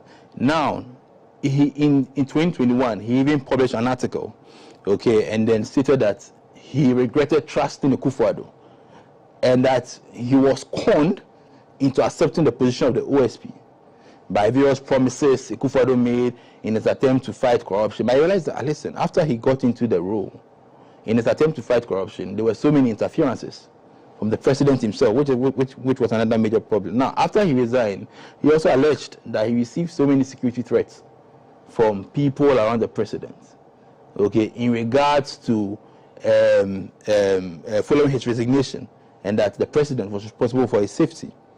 He also alleged in 2024 about a possible electoral interference, that the president was planning to interfere with the judiciary and certain aspects of the, legislature in order to interfere with the elections. So you realize that he set up the office, but he had no plans to enforce the rules. He set up the office to deceive Ghanaians, to make Ghanaians think that he was there to fight corruption. Meanwhile, he was actually the one behind pulling the strings. So Martin Amidu, being the man of integrity and principle, decided, no, 2020, he decided to resign. Now, even with Kisi Ajaben's vetting, he pointed out certain challenges that he noticed with regards to this, with regards to the act that was passed by Parliament. Right. So the main issue here is not that the OSP office should be scrapped, but rather it is in regards to the function of the duplication in regards to the prosecutorial powers, as stated clearly by the Constitution, Article 88 of the Constitution. This is clear. I mean, this this week I've been following this news keenly, and frankly, I don't understand why it's it keeps on coming up, because the Constitution is clear. A is A, B is B. This is what it states. So if we want to make any modification, this should have the Constitution should have been amended, since it is the supreme body of the state. So I mean, this is an issue that is neither here.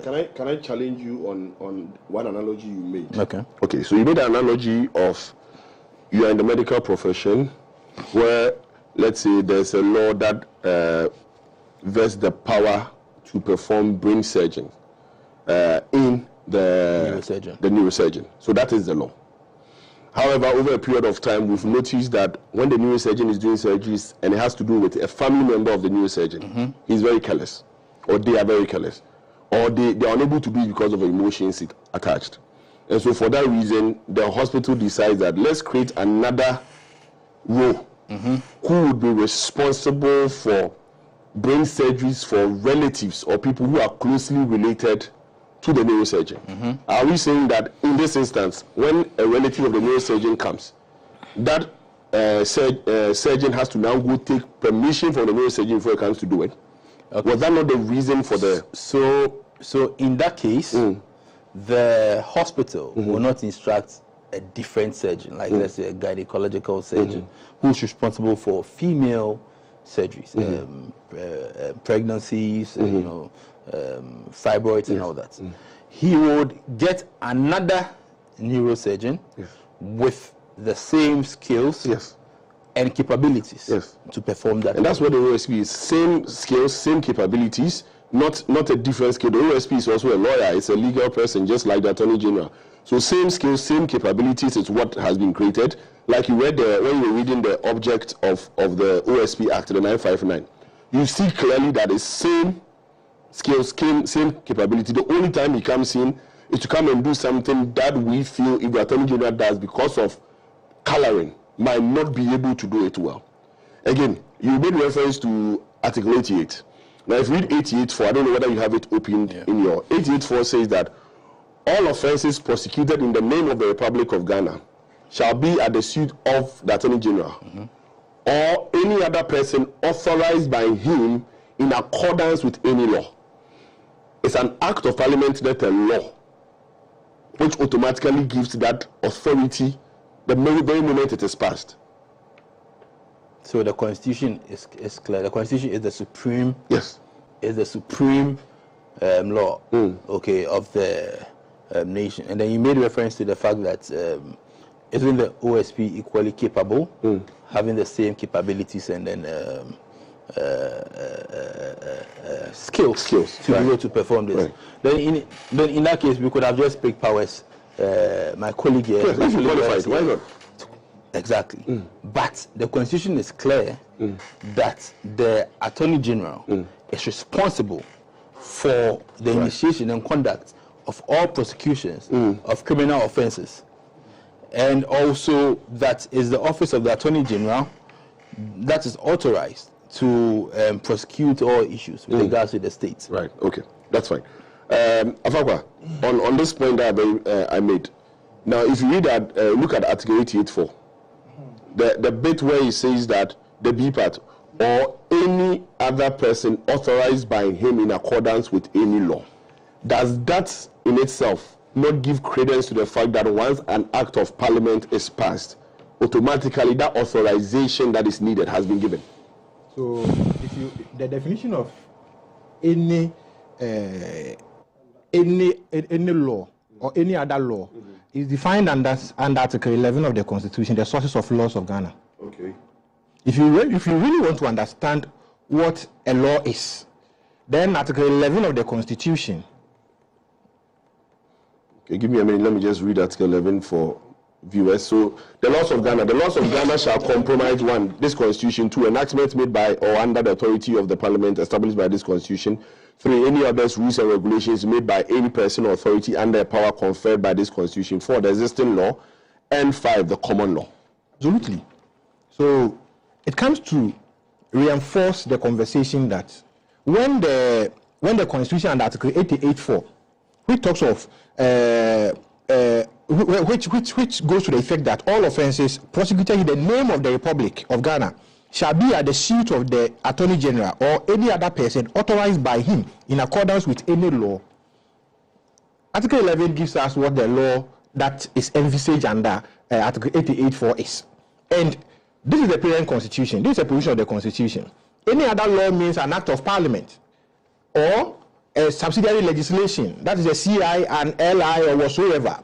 Go down to our customary law and you go further down to even an executive instrument, an EI. These are all part of the sources of law. But you see, under Article 11 of the Constitution, KOJO, it has clearly defined the hierarchy of laws of Ghana. That the Constitution is number 1.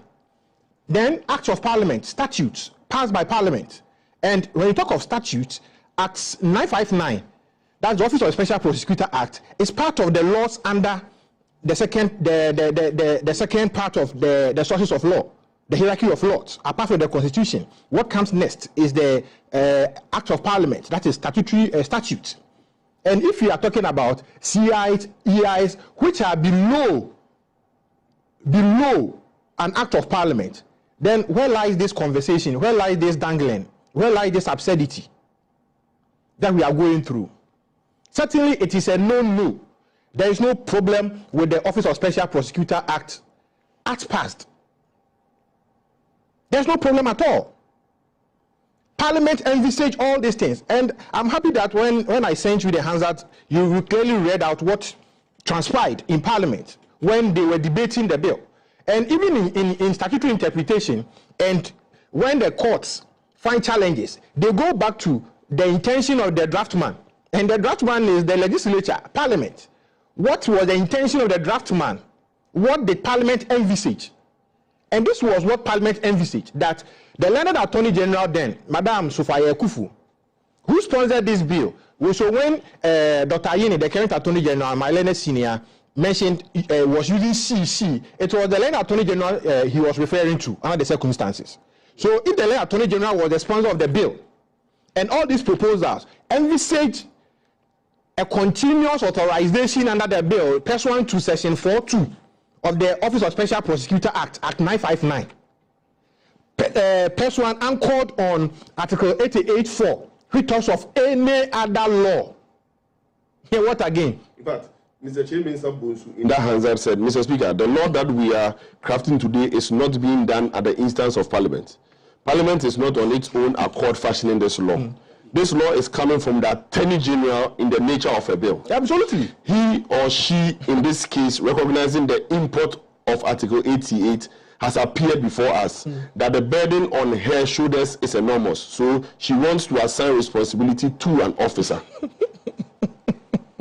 You see, there's no problem with this bill. It is only politics.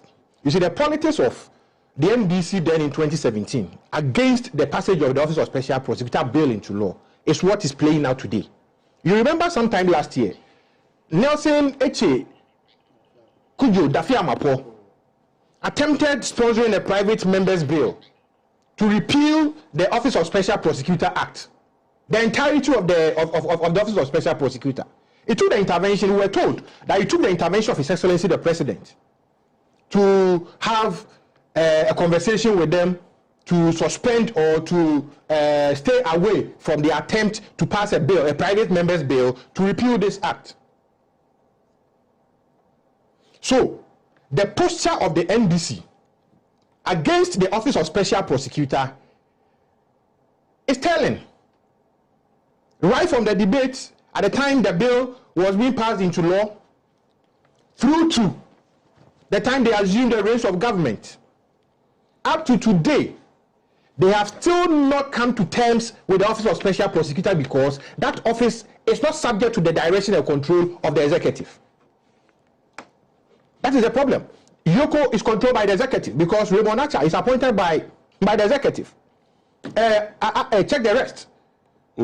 Check all others. NIB, check all the others. With the exception of the OSP, who has a security of tenure. Whichever government is in power, the OSP appointed, subject to good conduct, will serve his mandate for 7 years, subject to good conduct. So they are not okay with the OSP. Because this is why I have a problem with the decision of His Lordship Justice Nyante, sitting at the High Court, Accra, in respect of the challenge of authorization of the office of the Special Prosecutor or of the Special Prosecutor. The issue, he clearly moved into the ambit of interpretation and made conclusions. Kojo, with respect to His Lordship, celestial respect to His Lordship, His Lordship still feels that the principle that has been with us since 1971 in the Republic versus Mekankai and Addicts still prevails, which is no, no, no. In the Republic versus Mekankai and Addicts, the Supreme Court then in 1971 clearly stated that when the provision of the Constitution is clear, lower courts are enjoined to apply. Lower courts are enjoined to apply. This is a time-aged principle delivered by the Supreme Court in the Republic versus Mekankai and Addicts. In 2016, the Supreme Court departed from this principle in the Republic versus High Court General Jurisdiction Accra, ex parte Zaneto Ajimai Rawlings, interested party Niyama Ashite and Addicts, where the Supreme Court, speaking through Justice William Atuguba JSC, stated clearly that when rival interpretations are ascribed to a provision of the Constitution, the court below must stay proceedings and refer the question of constitutional interpretation to the Supreme Court, because that is the exclusive domain of the Supreme Court under Article 130 of the Constitution. No other court shares that jurisdiction with the Supreme Court. Jurisdiction of interpretation. Interpretation of the Constitution with the Supreme Court. It's a no, no, no. So when His Lordship Justice Nyante stated that the provision under Article 884 is clear, that the OSP needs authorization, the mere fact that he stated that the provision is clear amounts to interpretation of the Constitution. This is what His Lordship Justice Atuguba and the Supreme Court of Ghana, in delivering the ruling in ex parte Zaneto, stated that His Lordship Justice Kweku Tia Kabuafo J, as he then was, because now His Lordship, my very good friend, is a justice of the Supreme Court, stated that the provision under Article 94(1) was clear, that before one can be elected as a parliamentary candidate or a member of parliament pursuant to the Constitution, the person must be a registered voter. Which comes to the effect that Zaneto then, as was being challenged, was not a registered voter in the Korle-Klote constituency, and that His Lordship, sitting as a trial High Court judge, stated that the provision in 94(1) was clear, and that he went ahead to apply the law. But on judicial review, where the jurisdiction of the Supreme Court was triggered for its supervisory jurisdiction, the Supreme Court, speaking to Atuguba JSC, said that it was an error because they departed from the Mekankan principle to say that a provision is clear. While Zaneto was saying that he had an opportunity to register during the limited registration, because that was the internal primaries of the NDC was in furtherance of the national elections ahead. And for every national elections, there is an opportunity for transfer of voters, limited registration exercises and the likes. So Justice Atuguba said that the course of action of Niyama Ashite and others had not accrued, because if they had allowed Zaneto to file her nomination without being a registered voter, then clearly Article 94(1) would have prevailed, because there is an impending limited registration exercise. So this is a living constitutionalism in terms of interpretation. That is why we have reserved that province exclusively to the Supreme Court pursuant to the Constitution of 1992.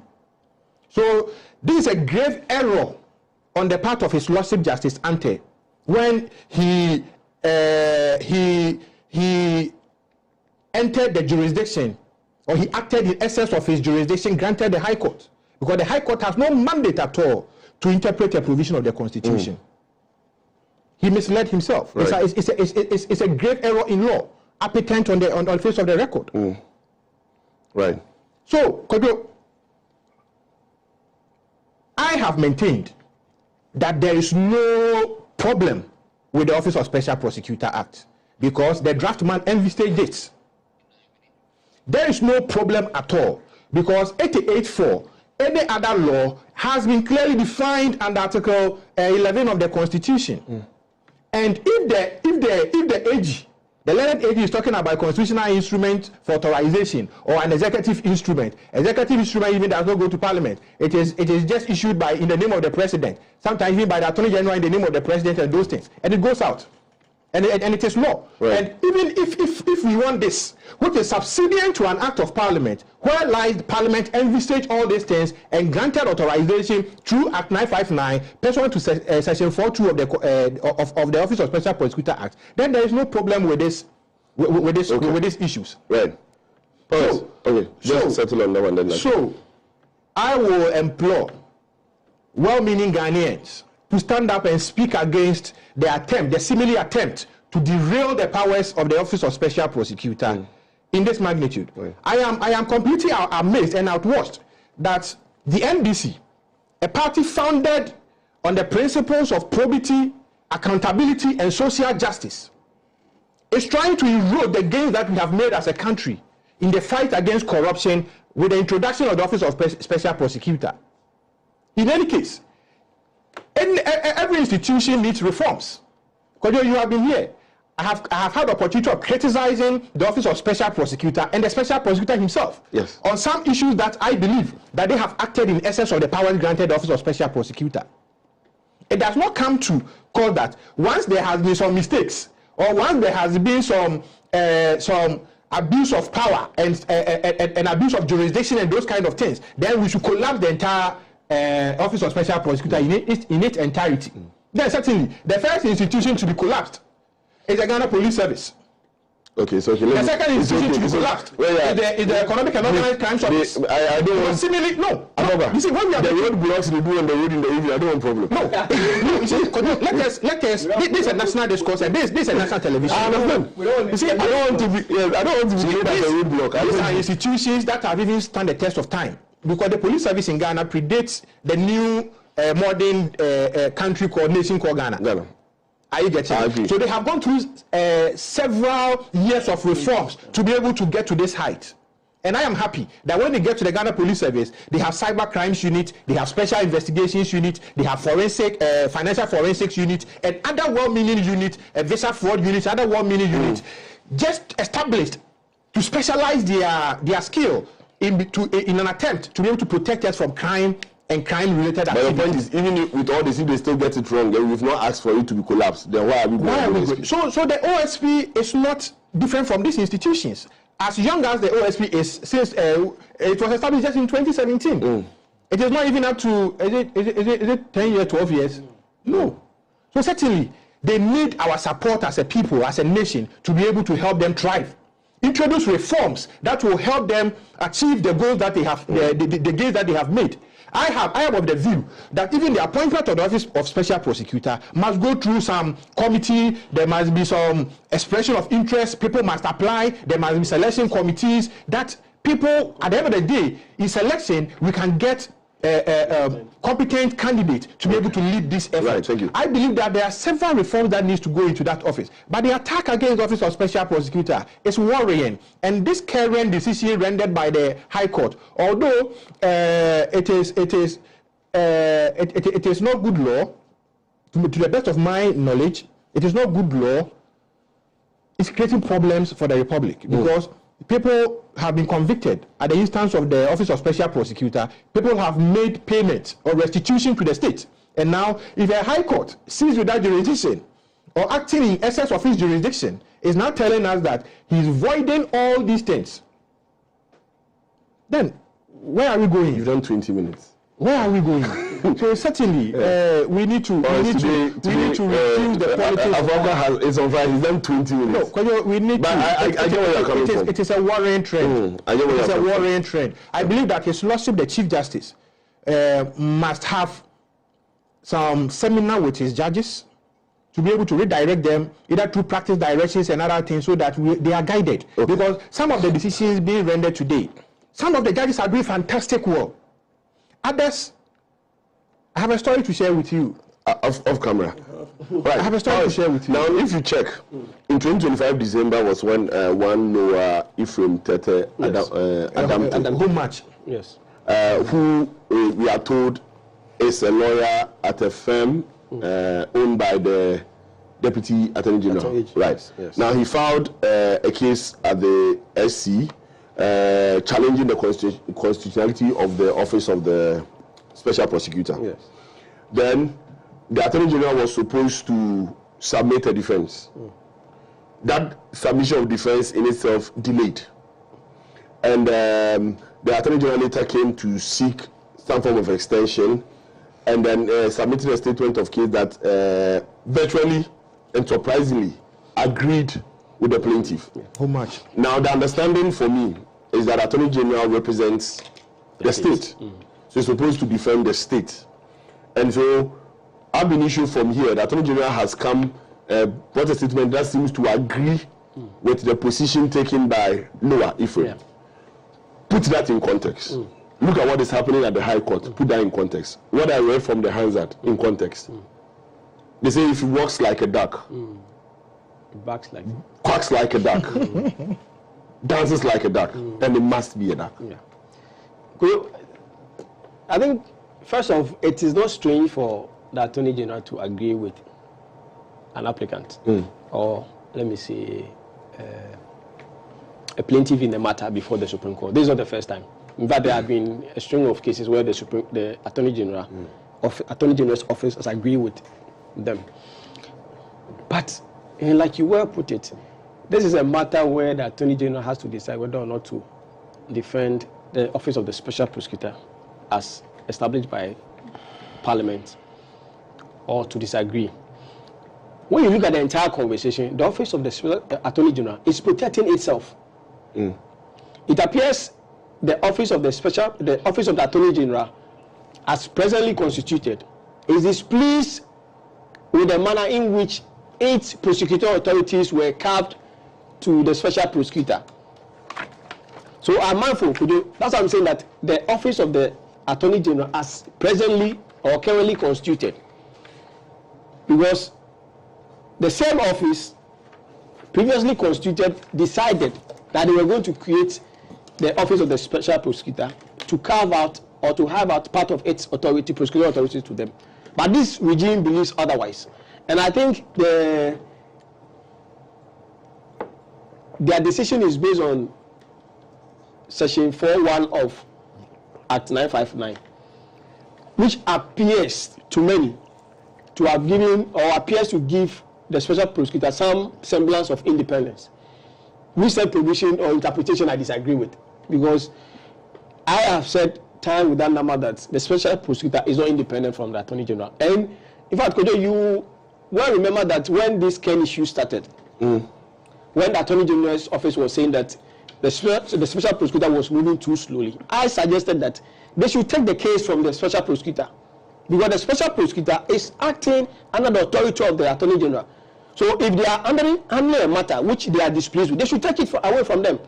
And many disagree, but I still hold on to that conviction, because I believe that the Special Prosecutor could never have been independent, and as Doc said, without a power amendment of Article 88.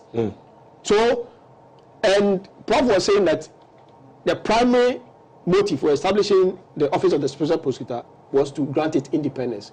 In fact, it was a pre-motive, but when the Act was passed, the Act did not anticipate or contemplate an independent institution without an amendment of Article 88. So the Special Prosecutor cannot claim independence anywhere.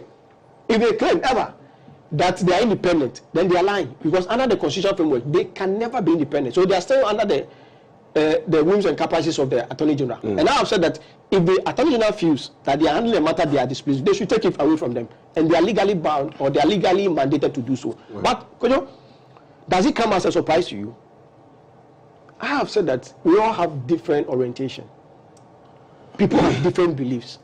The previous Attorney General believed that they needed to create the office of the Special Prosecutor. The current Attorney General believes that the nature in which the office was created had complications, even though you read the Hansard, where he made input into the very establishment, but he appears to have a different orientation. Must we fault him? I don't think so.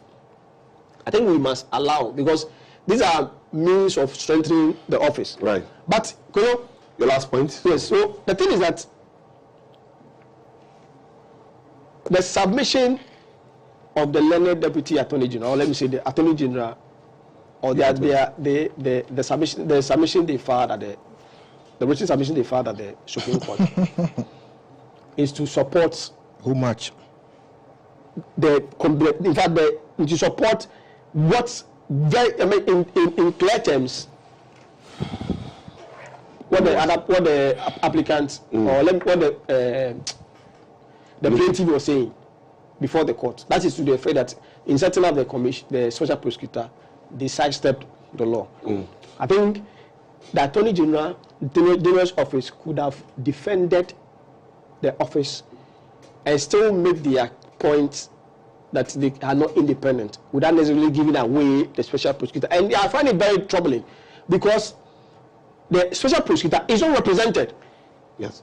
I think the special prosecutor applied to join and the court applied to want to join. Yes, and then and the court disallowed. The court disallowed, yes. Yes, and the argument of the court is that they will do justice to the matter. In fact, I think the judges, the learned laws simplify the conversation. But the thing is that you must hear out, or you must give audience to the other party, particularly when he is. And in fact, when you look at the law, we ask ourselves, who is a necessary party? And that should be a question. Clearly, the OSP is the office going to the party. Who is a necessary party? Exactly. Yes. A person whose instance will help the court to make an effective and efficient determination of the matter. In fact, the laws and the case laws are clear. That who a necessary party is a party who will be affected by the decision of the court. So the special prosecutor is a necessary party. By excluding him and thinking that the Attorney General will do justice to the case, look at what he has sprung on us. Right. I need to take a quick break. Let me just be before Doc comes in. That matter, I believe that the Office of Special Prosecutor must reapply because the circumstances has changed.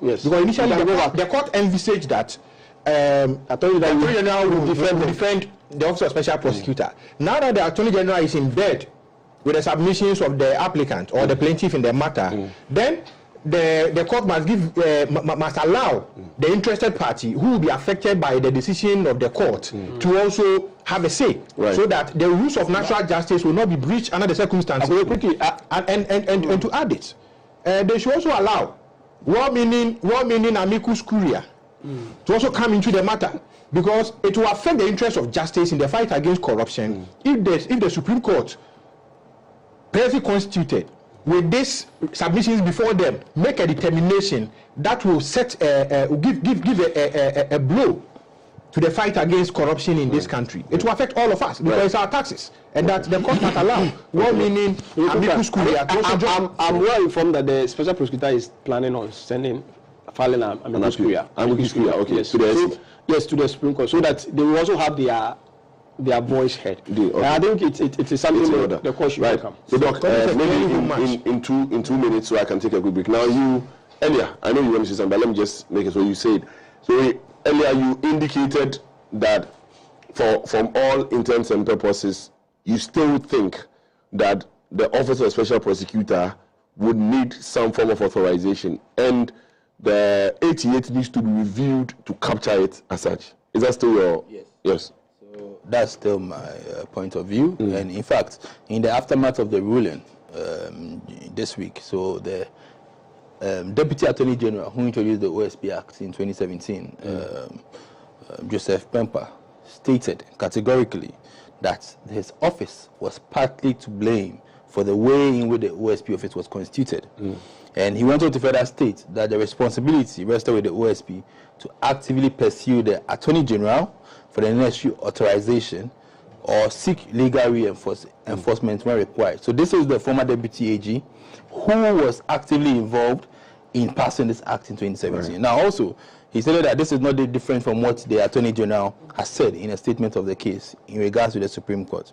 Now, just 2 days ago, the man who supervised the OSP Act in Parliament as Speaker of Parliament, Professor Mike Boakye, stated that the AG's prosecutorial powers under Article 88 cannot coexist with that of another institution, and therefore only an amendment of Article 88 can make room for independent prosecutorial powers for another agency. So these are major players who were involved in the act that brought into fruition the OSP. Now, also a former MPP Attorney General, Ni Ayekoi Otu, has stated categorically that what was done with the OSP Act was in a clear breach of Article 88 of the Constitution. So you can see so many prominent legal experts who were involved in the implementation of the OSP Act coming out forcibly and firmly that there were certain things that could have been done differently, questioning the legality and then of the implementation. Now, so I want to state that this fight is not a fight of the Attorney General versus the OSP. In fact, the President has clearly showed and stated clearly that he is in support of the OSP's fight against corruption. Okay, but rather, it is to ensure that the right thing is done. Okay, the right thing being that the prosecutorial powers of the state are vested in the Attorney General. If there are certain changes that we have to make, we have to just make changes to the Constitution. That's simple as that. So, aside that, we have to state that the independent prosecutorial powers, I mean, as clearly stated by the Article 88, Sections 3 and 4 of the Constitution, that it is clearly in the hands of the Attorney General. And we also remember the current OSP stating clearly in his, during his vetting that he felt the way the OSP Act and everything was brought into play was a bit questionable. So he also, so you can clearly see a sequence of events with people questioning the way the OSP office was brought into play. Right. So which further solidifies my statement. Okay. Thank you. You're welcome. I'll take a last one from Prof. So, Prof, as a parliamentary, I mean, someone who pays attention to discussions in Parliament and analyze same. I read the Hansard, and I'm sure you heard the discourse or the discussions that preceded the passing of the bill. Now, if you hear such discussions, if you hear these things being said, does it not give confirmation, affirmation to the fact that at the point when the bill was being passed, that authority or the authorization we are talking about was discussed then and was agreed that in passing the act, that authorization is there inherent? Yeah, thank you very much. Yes, you know, I in my first... No, I think you are okay, right. I can hear you, go on. Can you hear me? You remember when I made my submission, I mentioned what Parliament contemplated at the time of passing the law. Yes. And that's exactly what I meant. And sometimes in the interpretation, you could go back to Parliament and watch the debates and listen. And I'm happy you read the Hansard. Now, what it means is that this issue of authorization was contemplated, it was discussed. And the part you read from the Speaker at the time tells me that the Speaker felt that the authorization was implied. Of course, at this stage, it's only the Supreme Court that can give finality to that. The Speaker himself has come back and said that, well, if the OSP can exist and continue to have that prosecutorial powers, then you must amend the Constitution and all that. That baffles me a little bit. So at the time, of course, if the Speaker knew, the Speaker always has a right to admit a bill for debate or not. And so if he knew all that, what happened then? And it baffles me a little bit. But what I understand from the conversation from Parliament, the Hansard and the debate and the discussion and the memorandum that accompanied the bill, I get the impression that the members of Parliament at the time thought that the authorization was implied. And if it was implied, was it supposed to be a perpetual authorization? Or if it was implied at the time and the OSP has worked up to this level, then I get the impression that it was an authorization that was given a perpetual authority.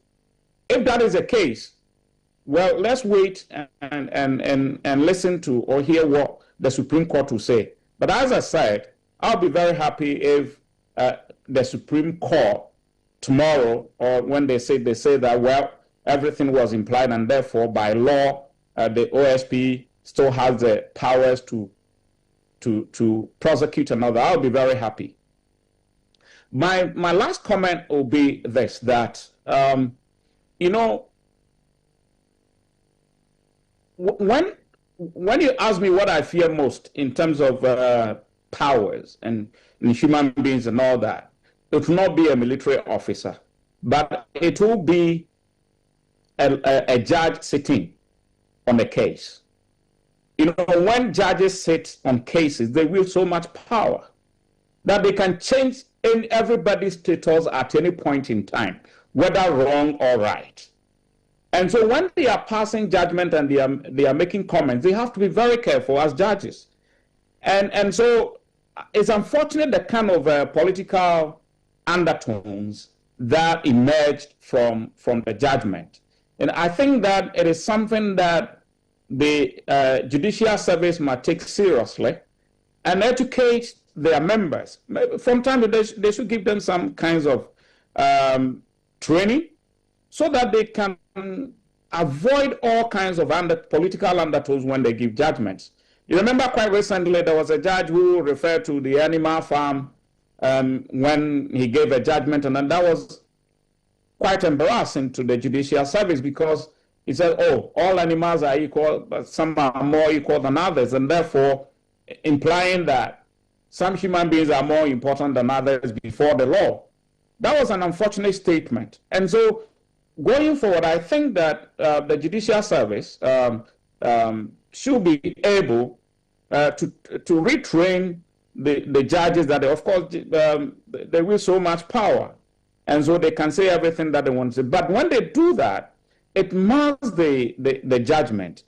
And therefore, you see, now people are reading all kinds of political commentary into the ruling, and people are pointing fingers at me and saying he belongs to this or that camp and all that.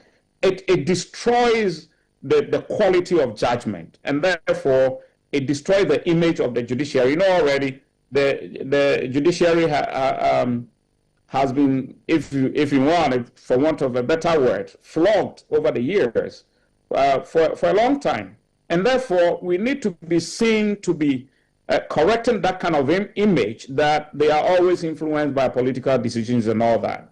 And on that score, I would say that, well, let's wait for the decision or the judgment or the pronouncement of the Supreme Court on the matter. It is clear that now there are arguments. And so if you look at the arguments going on, then the requirements for going to the Supreme Court come into play. So we've passed that.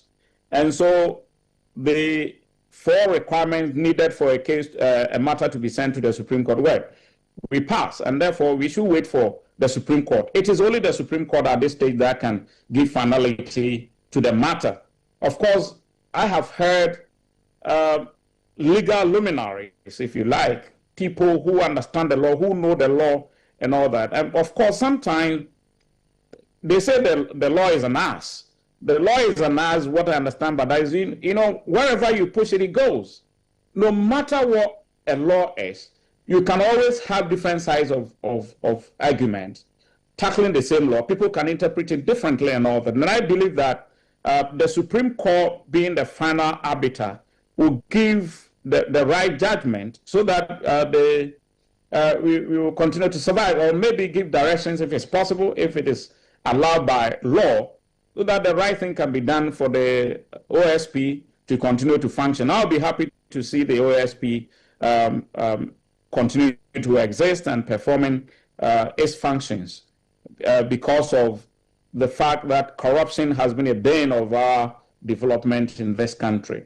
So for now, that will be my position, and that will be what I will say. And I thank you for the opportunity. Thank you, Prof. Thank you. We'll be taking a quick break, but before we do that, just to the last word on this so that you would continue the discussion also in your homes. But bottom line is the independence of the special prosecutor that we want.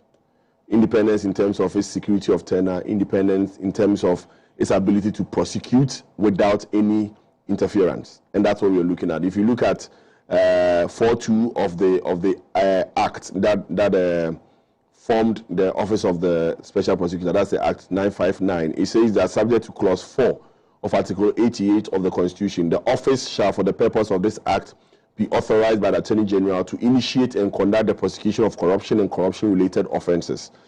So whatever has to be done, let's do it and give the OSP whatever independence it needs to be able to tackle corruption the way we want it. And let's save ourselves of all this undertones and all this throwing left and right. We'll take a quick break. When we come back, we'll be discussing the seeming reliefs we've received on the fuel prices as a people. We'll be right back after this break. Filed by one Archibald Hyde against the OSP.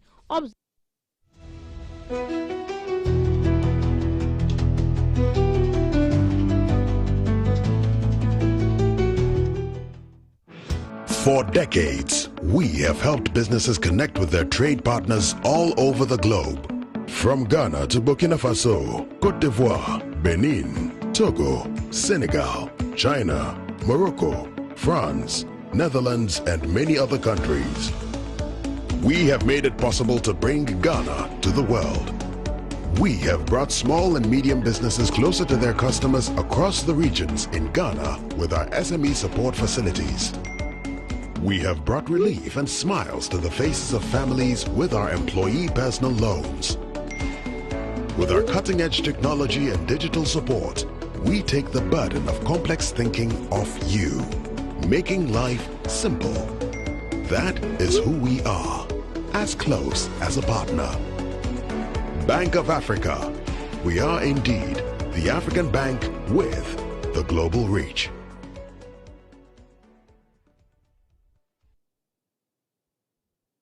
Stay back and stay safe. The National Petroleum Authority is cautioning the public to desist from scooping or fetching fuel from overturned fuel tankers at accident scenes.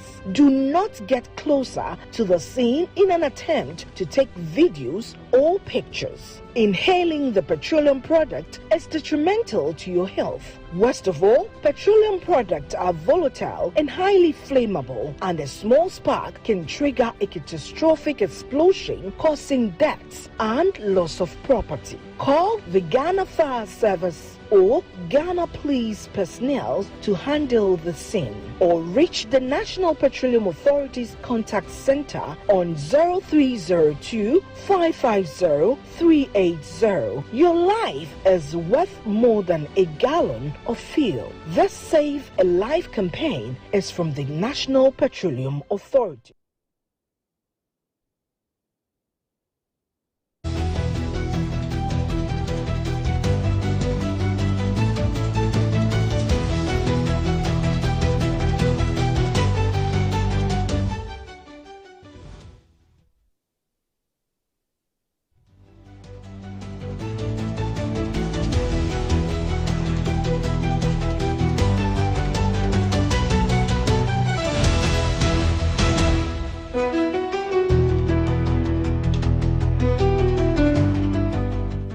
Welcome back from the break. Current Agenda is proudly sponsored by Bank of Africa and NPA. Bank of Africa says that if you have any changes to make on your records at the bank, you can visit any of their branches to make an update.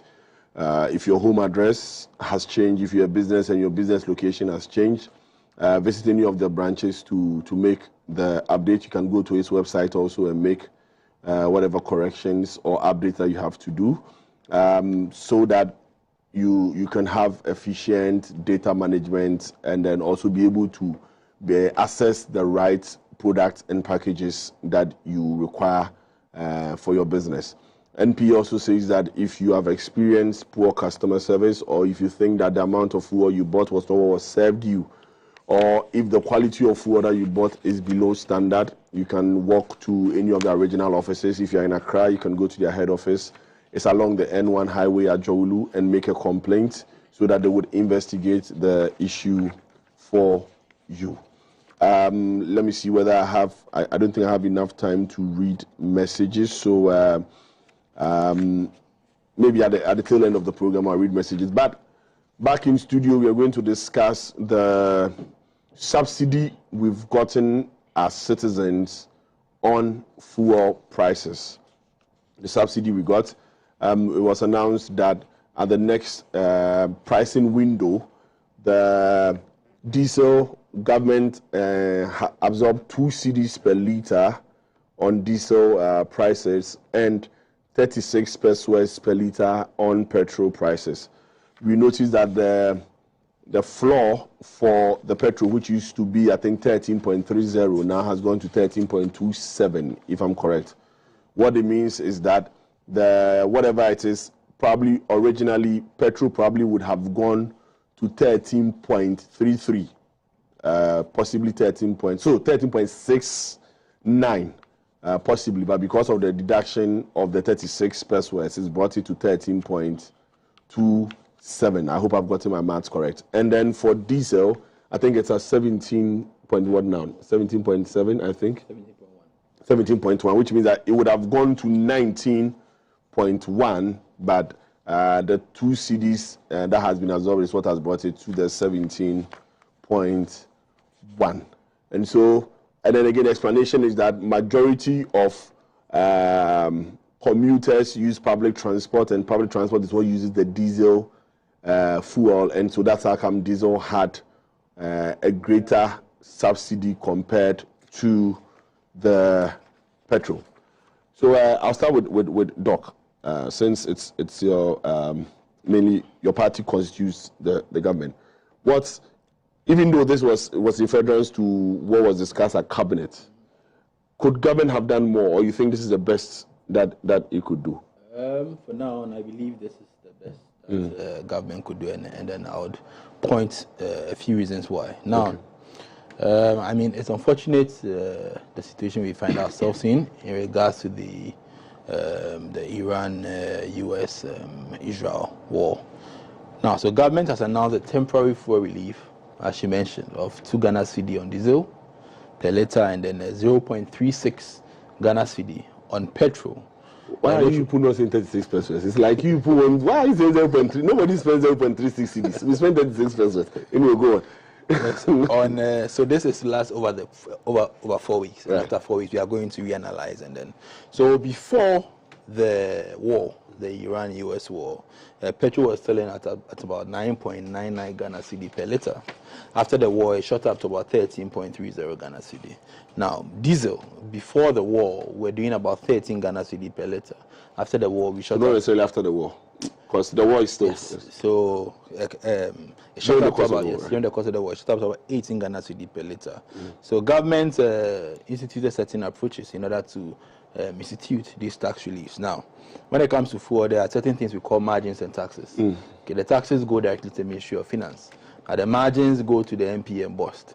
So government decided to touch these margins in order to bring a relief to the people of Ghana. Now, the margins affected by the government relief are the primary distribution margin, which normally goes to bust. Also, the bust margin, which also normally goes to bust, has been affected. In addition to that, we have something we call a fuel marking margin, which normally goes to MPA, has also been affected. And there's something we call the Unified Petroleum Pricing Fund, which also goes to MPA. That's also been affected. So it means that before, all these funds, which would have gone to these companies to be used for development and progress, is now being used to cushion the government, the Ghanaian people. And then this is because, you know, as you mentioned, a lot of workers commute public transport. And one of the main challenges we are experiencing is transportation, because you realize that even, let's say, for example, in the hospital, certain nurses, laboratory technicians, pharmacists have to fly long distances to come to work. A lot of nurses live around Kaswa, Pokwase, Sotium, and most of the time they have to wake up extremely early in order to go and then join queues to pick cars And then by the time they get to work, they're already tired. And the stress. So government decided to implement these policies in order to cushion. After we instituted the relief of the 2 Ghana cedi for the diesel and then the 0.36 Ghana cedi for the petrol, the petrol has dropped from 13.3 to 13.27 per litre. The diesel has dropped from 17.1 to 16.1 per litre. And then, this has gone as a grave cost to government, as I mentioned earlier, because all these margins, which hitherto would have been used for other sectors of the economy, is being used to subsidize and then cater for the people of Ghana. Now, initially, about 460 million Ghana cedi would have been raised from these margins as a result of the monthly consumption of the Ghanaian people. So averagely, in a month, Ghanaians consume about 230 million litres of diesel. And averagely, in a month, Ghanaians consume about 258 million litres of petrol. So which goes at a cost of 93 million Ghana cedis. So combine everything, you realize that within a month, the state is losing almost 550 million Ghana cedis, which is extremely significant, which goes to tell you how much the president cares for the nation. It goes to tell you how much His Excellency is always concerned about the plight of the common Ghanaian. It goes to tell you how much His Excellency is always concerned about the health of the common Ghanaian.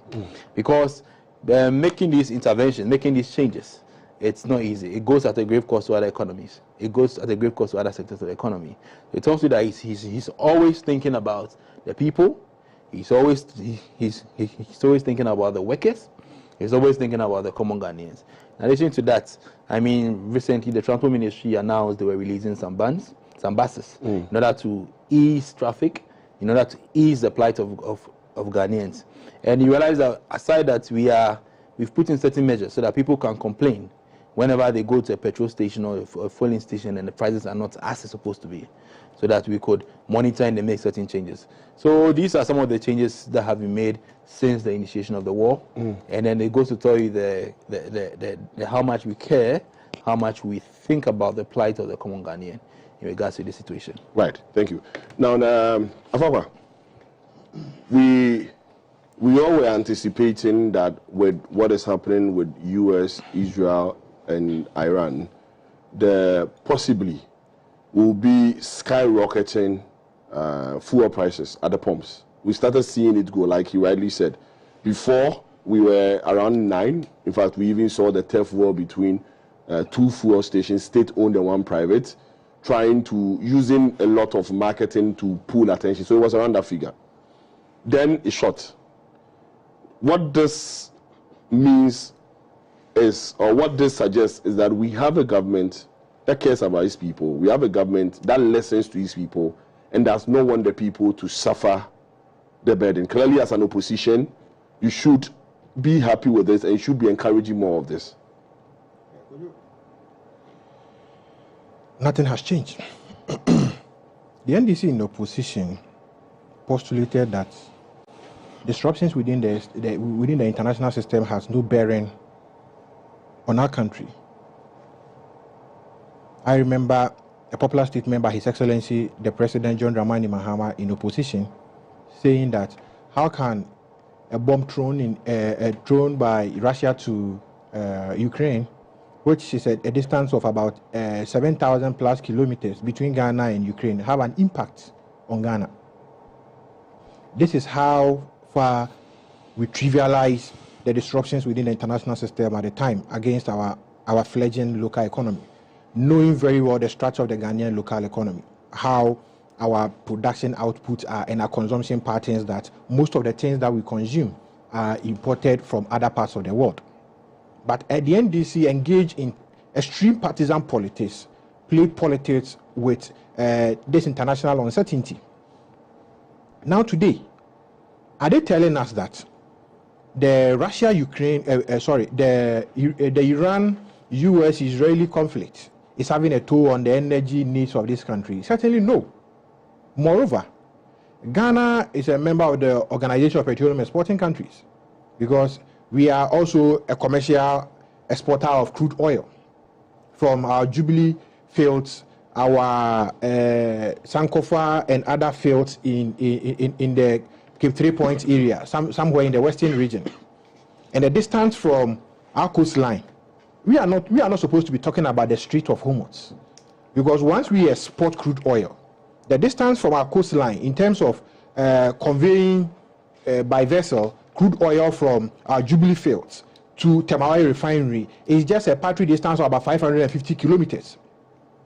And our national security, I emphasize, our national security has not issued any notice to the effect that there are disruptions by pirates or disruptions by insurgent groupings within the coastline that Ghanaians must, as a matter of course, have disruptions within our energy supply needs. So certainly, this optics of reducing fuel price, that is petrol by 36 pesos and diesel by 2 Ghana cedis, is much ado about nothing. It's just optics. It's politics.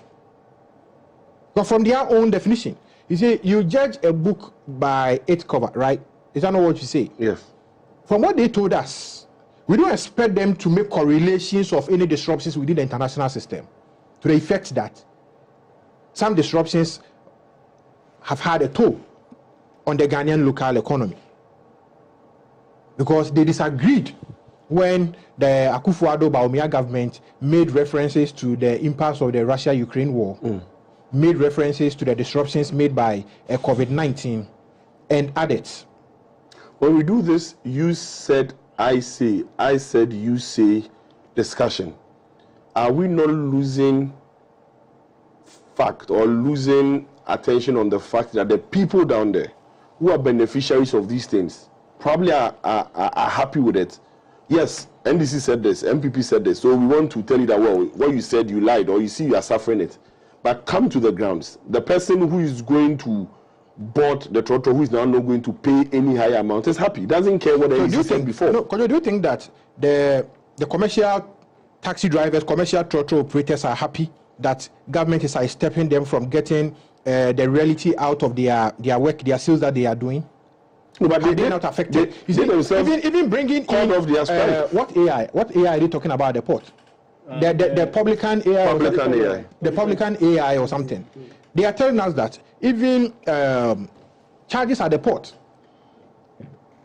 has gone higher as far as 3-fold, 4-fold, 5-fold. Perhaps they are not paying realistic charges. So, would this not affect duties paid, and which in turn they pass on to the consumer? So if you go to AFOAKWAH to buy a part for your vehicle, are you also not going to pay realistic price at the AFOAKWAH, and you tell us that dollar is down and that the prices must go down? Certainly, because they told the people of Ghana and benefited from same in terms of electoral outcome, the people of Ghana are demanding what we call social accountability from the proponents of no external disruptions to the Ghanaian economy, and that we want to see prices of goods and services drop significantly for the benefit of the people of this country. That is why we as opposition party are demanding that the NDC should not rely on the Israeli, US, Iran impasse to be telling us stories, because in their dictionary, the NDC dictionary, the said dictum has no space. The said dictum has no space at all in the NDC dictionary. Yeah, I mean, referring to it as dictum only gives credence to the fact that it is not really the ratio. The said ratio has no space. If it's a dictum, it's an opinion. Yes. But it's not even an opinion. It is a ratio. They decided on it, that we have everything, and we cannot rely on, even giving us calculations of a distance between Ghana and Ukraine. Has the distance changed between Ghana and Iran? Iran is more far than even Ukraine. Why must they bring in the Ukraine-Israeli-US conflict analysis to this game? I believe that the NDC in opposition took a course in optics management. And while they took a course, a program in optics management, they are good at the optics. Doctors laughing. Yes, they are good at optics. Is that not the cause why they have truncated the services of the drone supply? What's the name of the drone supply? The company? Zipline. And now using Aboboya. Which one is faster? Hitherto, when there's a snake bite, the the how do you call it, doc? The medicine you use for snake bite, what's it? Antivenom. Antivenom. A drone will deliver it with efficiency, with precision. But now, Aboboya will then have to comb, brew for several hours before you get the antivenom. People will lose their lives under the circumstances. You see, the politics we do in this country, where there's lack of continuity, as far as the public good is concerned, it's a worrying trend. The politics of light, the politics without principle, because we want power. Let us say A is C, and I'm not. I am not worried because the foundation of the NDC is that if you see, you remember the popular syndrome. If you see a sheep, say it is a cattle. If you see a goat, say it is a sheep, and that kind of stuff. He's in Parliament now, right? I don't want to mention anybody's name. Okay. I don't want to mention anybody's name. With celestial respect to my learned brother, I don't want to go into his arena. I'm only referencing a popular. Which learned brother is that? I'll mention his name. My learned brother, Austin BRAKO-POWERS, is here. Right. So you see, the NDC should not be telling us anything about the Israeli-US conflict. We will not accept it as a people of this country. We demand that what they promised us is what we voted them into power to come and service us with, and that no matter the circumstances, they must prevail and make sure that they serve the good people of this country to the best of their ability, as they promised during the electioneering campaign. They said a lot of things, and that the Ghanaian people are marking their KPIs, the key performance indicators that they laid back. The people of Ghana are ticking the box. That you promised us, that externality, the globalization has no effect on the economy of Ghana, and that you must deliver. That is what we expect them to do. And that at the time that we were handing over power to them, diesel was not 17 Ghana cedis plus. Diesel was less than 15 Ghana cedis at the time we were handing over to them. So they should explain to us why diesel is 17 Ghana cedis now. Meanwhile, we have a lot of abundance of crude oil in the faraway K3 points, which is just 60 kilometers away from the shores of Ghana, and 550 kilometers between the Jubilee Field and the Temawaya refinery. Right. There is no insurgents. There is no disruptions within the coastline from Eziama through to Takoradi, Sekendi, to Cape Coast, Komante, Abanze, Winneba, Dansoman, through to Tema. There's no disruptions within our coastline. It is just a pathway 550 kilometers, and that the NDC should not be doing this kind of politics to us. Prof. Are you aware that they are selling sachet water, pure water, Ablekuma area, Banyard area, 70 pesos per sachet of sachet water, which was previously sold at 50 pesos. But is it, I thought they were asked to hold on. So in an open market economy, in a liberalized economy, is there a price control? So you bought 70 pesos. Yes, somewhere? I bought 70 pesos. Okay. I bought 70 pesos in a liberalized economy. Is there a price control that somebody sets without taking into cognizance your production? I thought you drink bottled water. So I drink sachet water. That is why your bottled water here. You have not touched it. I've not touched it because it is not my arena. It's strange to you. Yeah, it's not within my arena. you know, he's look at Doc. He's with the ruling party. The socialists with taste. He's drunk all. Prof, can you hear me? Yes, I can hear you. Okay, Prof. So AFOAKWAH said something that I would want to reference and take your thought on it. In March 6, 1957, at the old, or currently, let's say the Polo Club, or the old Polo grounds, the then president, Kwame Nkrumah, said something. He said that the new Africa is ready to fight his own battles and show that, after all, the black man is capable of managing his own affairs. This statement. We were told in this country when the Russia-Ukraine fight happened that things like wheat, oil, and the rest were from Ukraine, and because of that, it's affecting the price. From that time till now, there's not been any deliberate attempt as a state to start growing or cultivating these things so that we don't depend on them. We are hearing that fuel prices are possibly going to go high. Within the sub-region, ECOWAS, we've not heard of any emergency meeting amongst the countries to discuss whether we can even have our own sub-Saharan refinery so that now we would depend on ourselves and do so that we would now buy from amongst ourselves. We are still dependent there. The war will end and we'll still go back to the place. Really, are we ready to solve our own problems? You invited me to a very complex issue. Those who know me, and when you speak with friends who know me very well and argue with them, I usually feel that we are unable to manage our own affairs, and that sometimes I feel that we don't even know what we are after, what we have to do. I'll give you a very typical example. Look at what Galamsey has done to this country. That's the only example I'll give for now. What we have done to this country in terms through Galamsey, are we a people who can manage our own affairs, who can manage what God has given us? There's a question I'll put there, but let's go to the issues. So that is my feeling all the time, that we have a big problem as a country. Look, one thing we need to understand is that when it comes to fuel prices and whatever, you know, we now live in a globalized world where what happens in one country affects the other. Go to Pakistan. Recently, they were rationing fuel. China has complained about the blockade of the Strait of Hormuz. It's affected their energy imports. Several countries are crying. European countries are crying all over the world, you know. So it affects everybody. And that is something we need to understand. It's sad that in this country we politicize everything. The petrol politics is a problem. We do petrol politics. Well, when fuel prices go down, I enjoy it because, for example, if I drive from Cape Coast to Doma or Sotiano, my hometown, I spend a lot on fuel.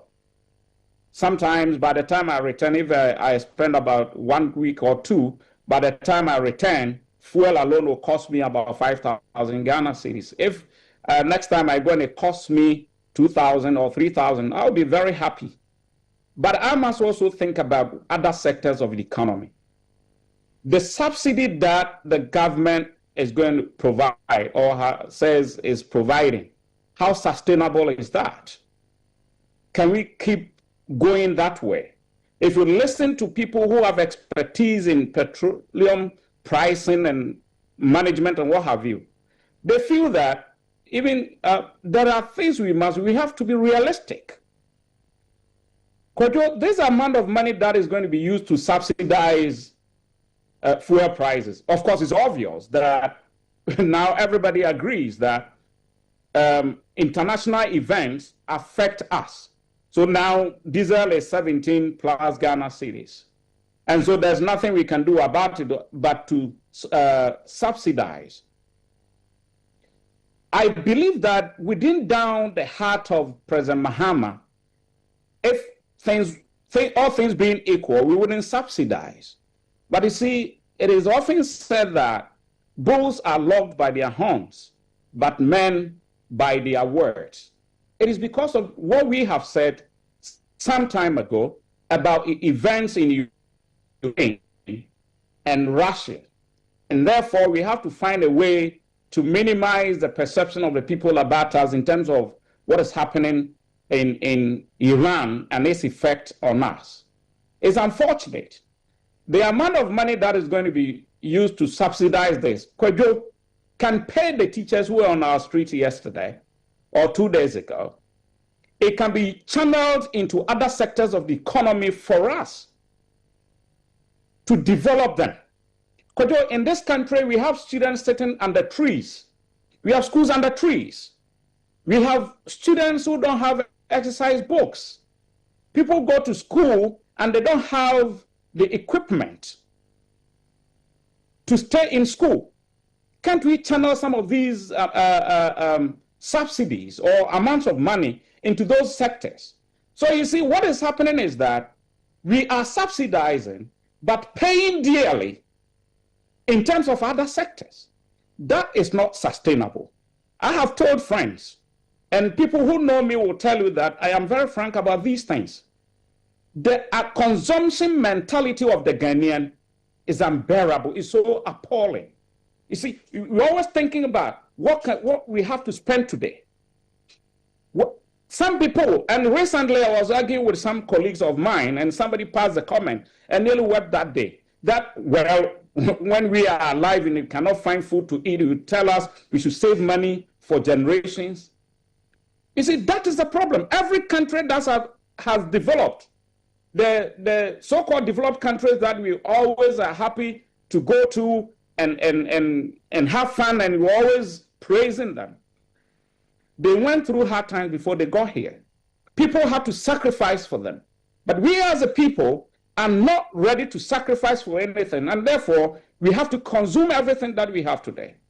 Because if this country would develop, we have to stop this idea of subsidizing fuel prices. We must be realistic. Recently, I listened to the CEO of what is the name? The Boakye Energy Agency. When I remember the name, I'll tell you. Dr. Patrick Ofori. And he advised, and I like what he said. We must be realistic about fuel pricing so that the Ghanaian will pay the realistic amount. But if you have to go on a tangent where always we are subsidizing and doing all kinds of things and we don't pay realistic charges and it affects other sectors, for example, education. No country has ever developed without education. Then we are not going anywhere. The recent thing that happened, okay, so now instead of us paying realistic prices for fuel, what would the cocoa farmer also say? Maybe if we were paying realistic charges, we could have something to solve the pain of the cocoa farmer. When cocoa prices reduced, we said, okay, it's reduced, so let's go and let's pay realistic prices for cocoa. Even though it was 3,000 plus, it's been reduced to 2,000 plus, so let's go realistic.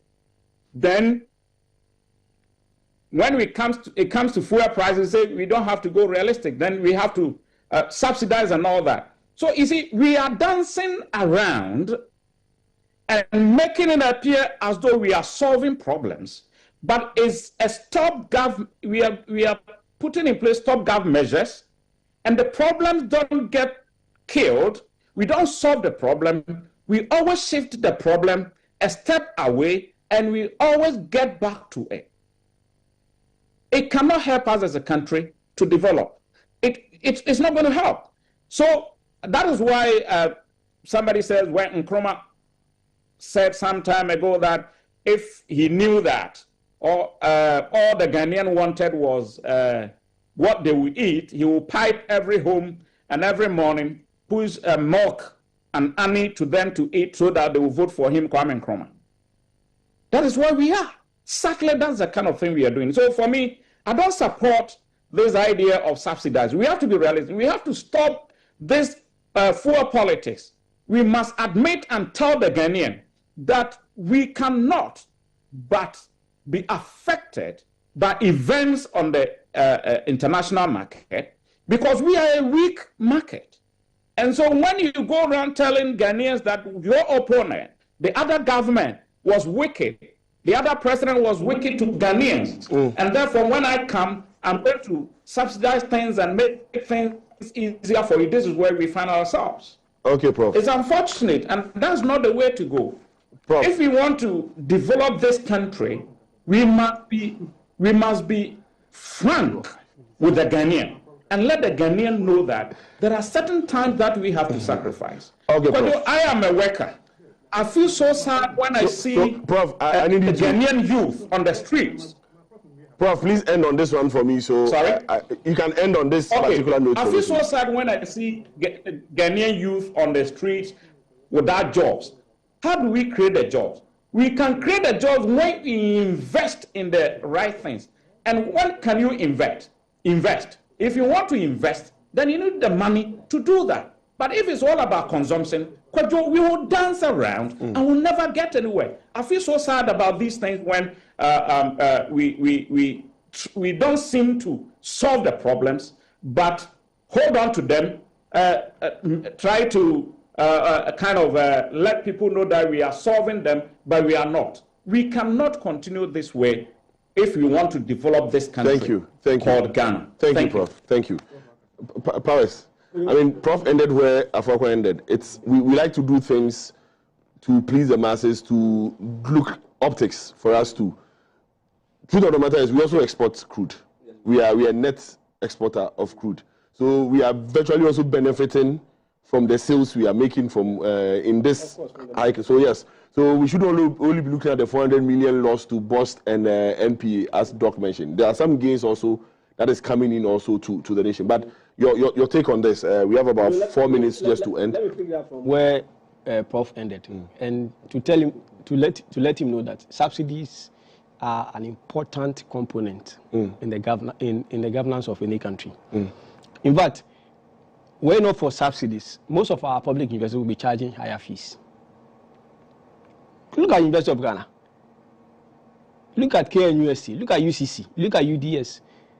These are subsidized universities. If government were to withdraw those subsidies, UCC, where he is. Yes, these are Winneba. These are subsidized universities. If government were to withdraw those subsidies, do you know how much they will be charging students? And in fact, look at the specialized universities like UPSC, GIMPA.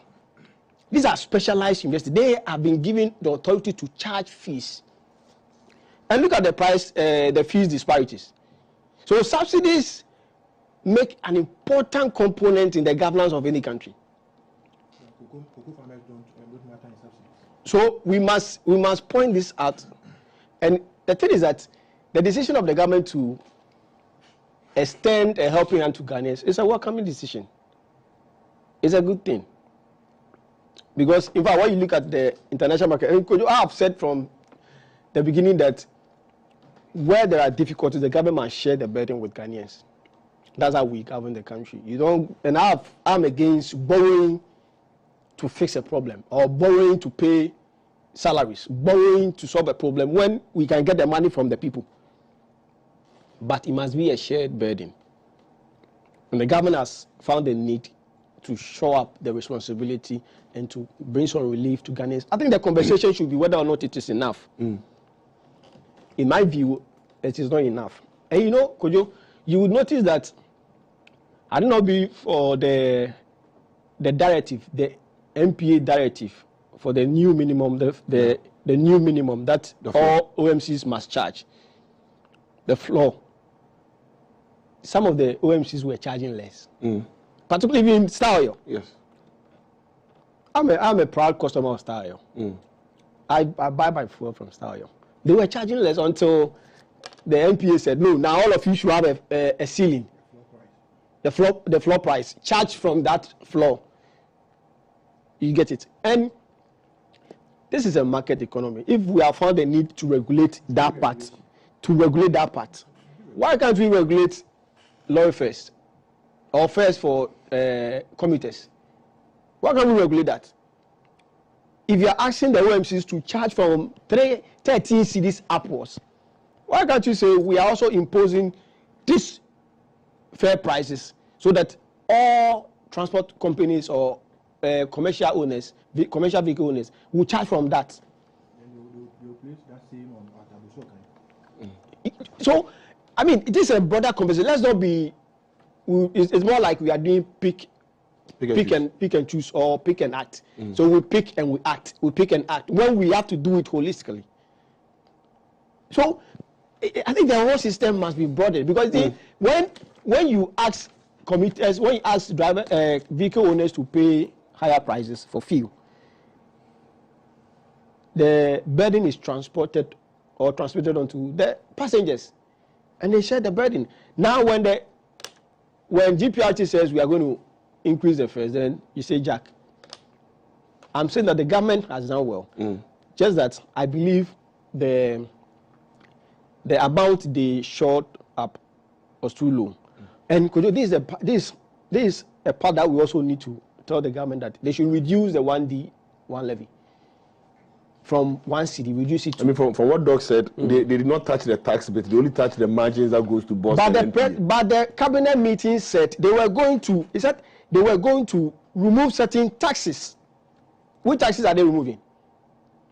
In fact, when you look at when you go to the Jubilee Facebook page, the Jubilee Facebook page, they stated that out of the cabinet meeting, the plan was that they were going to remove certain taxes. And maybe they meant margins. No, so they said certain taxes. And I'm asking which taxes. And I'm suggesting that they should reduce the 1D, with the 1 cedi, 1D, 1 levy, the DANSO levy, So, and make it 50 pesos. so as at now, it's only the margins that have been touched. For now. For now.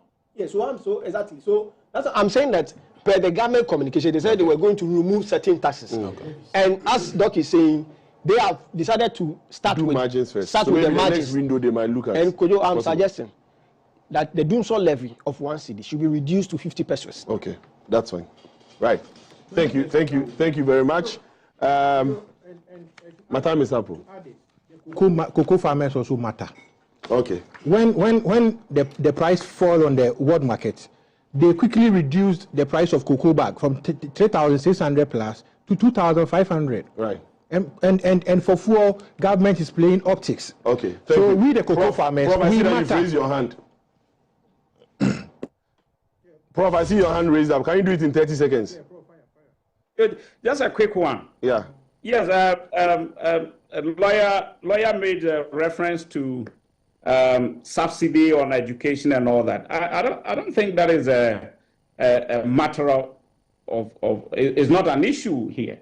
We are talking about fuel subsidies over the years.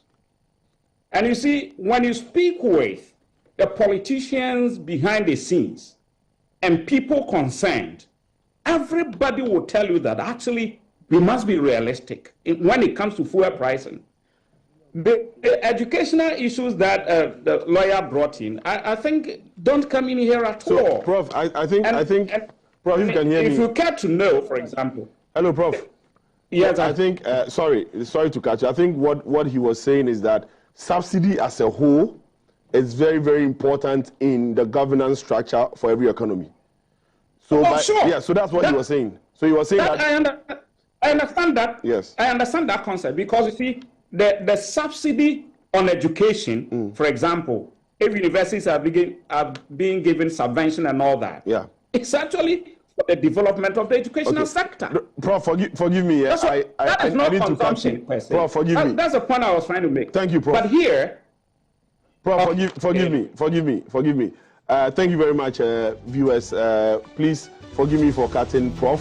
Thank you, Professor KWABENA SARFO-KANTANKAH. He's a Dean of Faculty of Arts at the UCC. Thank you to ENOCH AFOAKWAH, a lawyer, ENOCH AFOAKWAH, a member of the MPP legal team. To Dr. Prince AMOABENG AGGREY, he's also a member of the NDC communication team and a medical doctor. To Austin KWABENA BRAKO-POWERS, a private legal practitioner. And then also to yourself for joining us as early as 7 a.m. We'll be with you next week. Let the conversation continue in your homes. Enjoy the rest of your weekend. Bye-bye.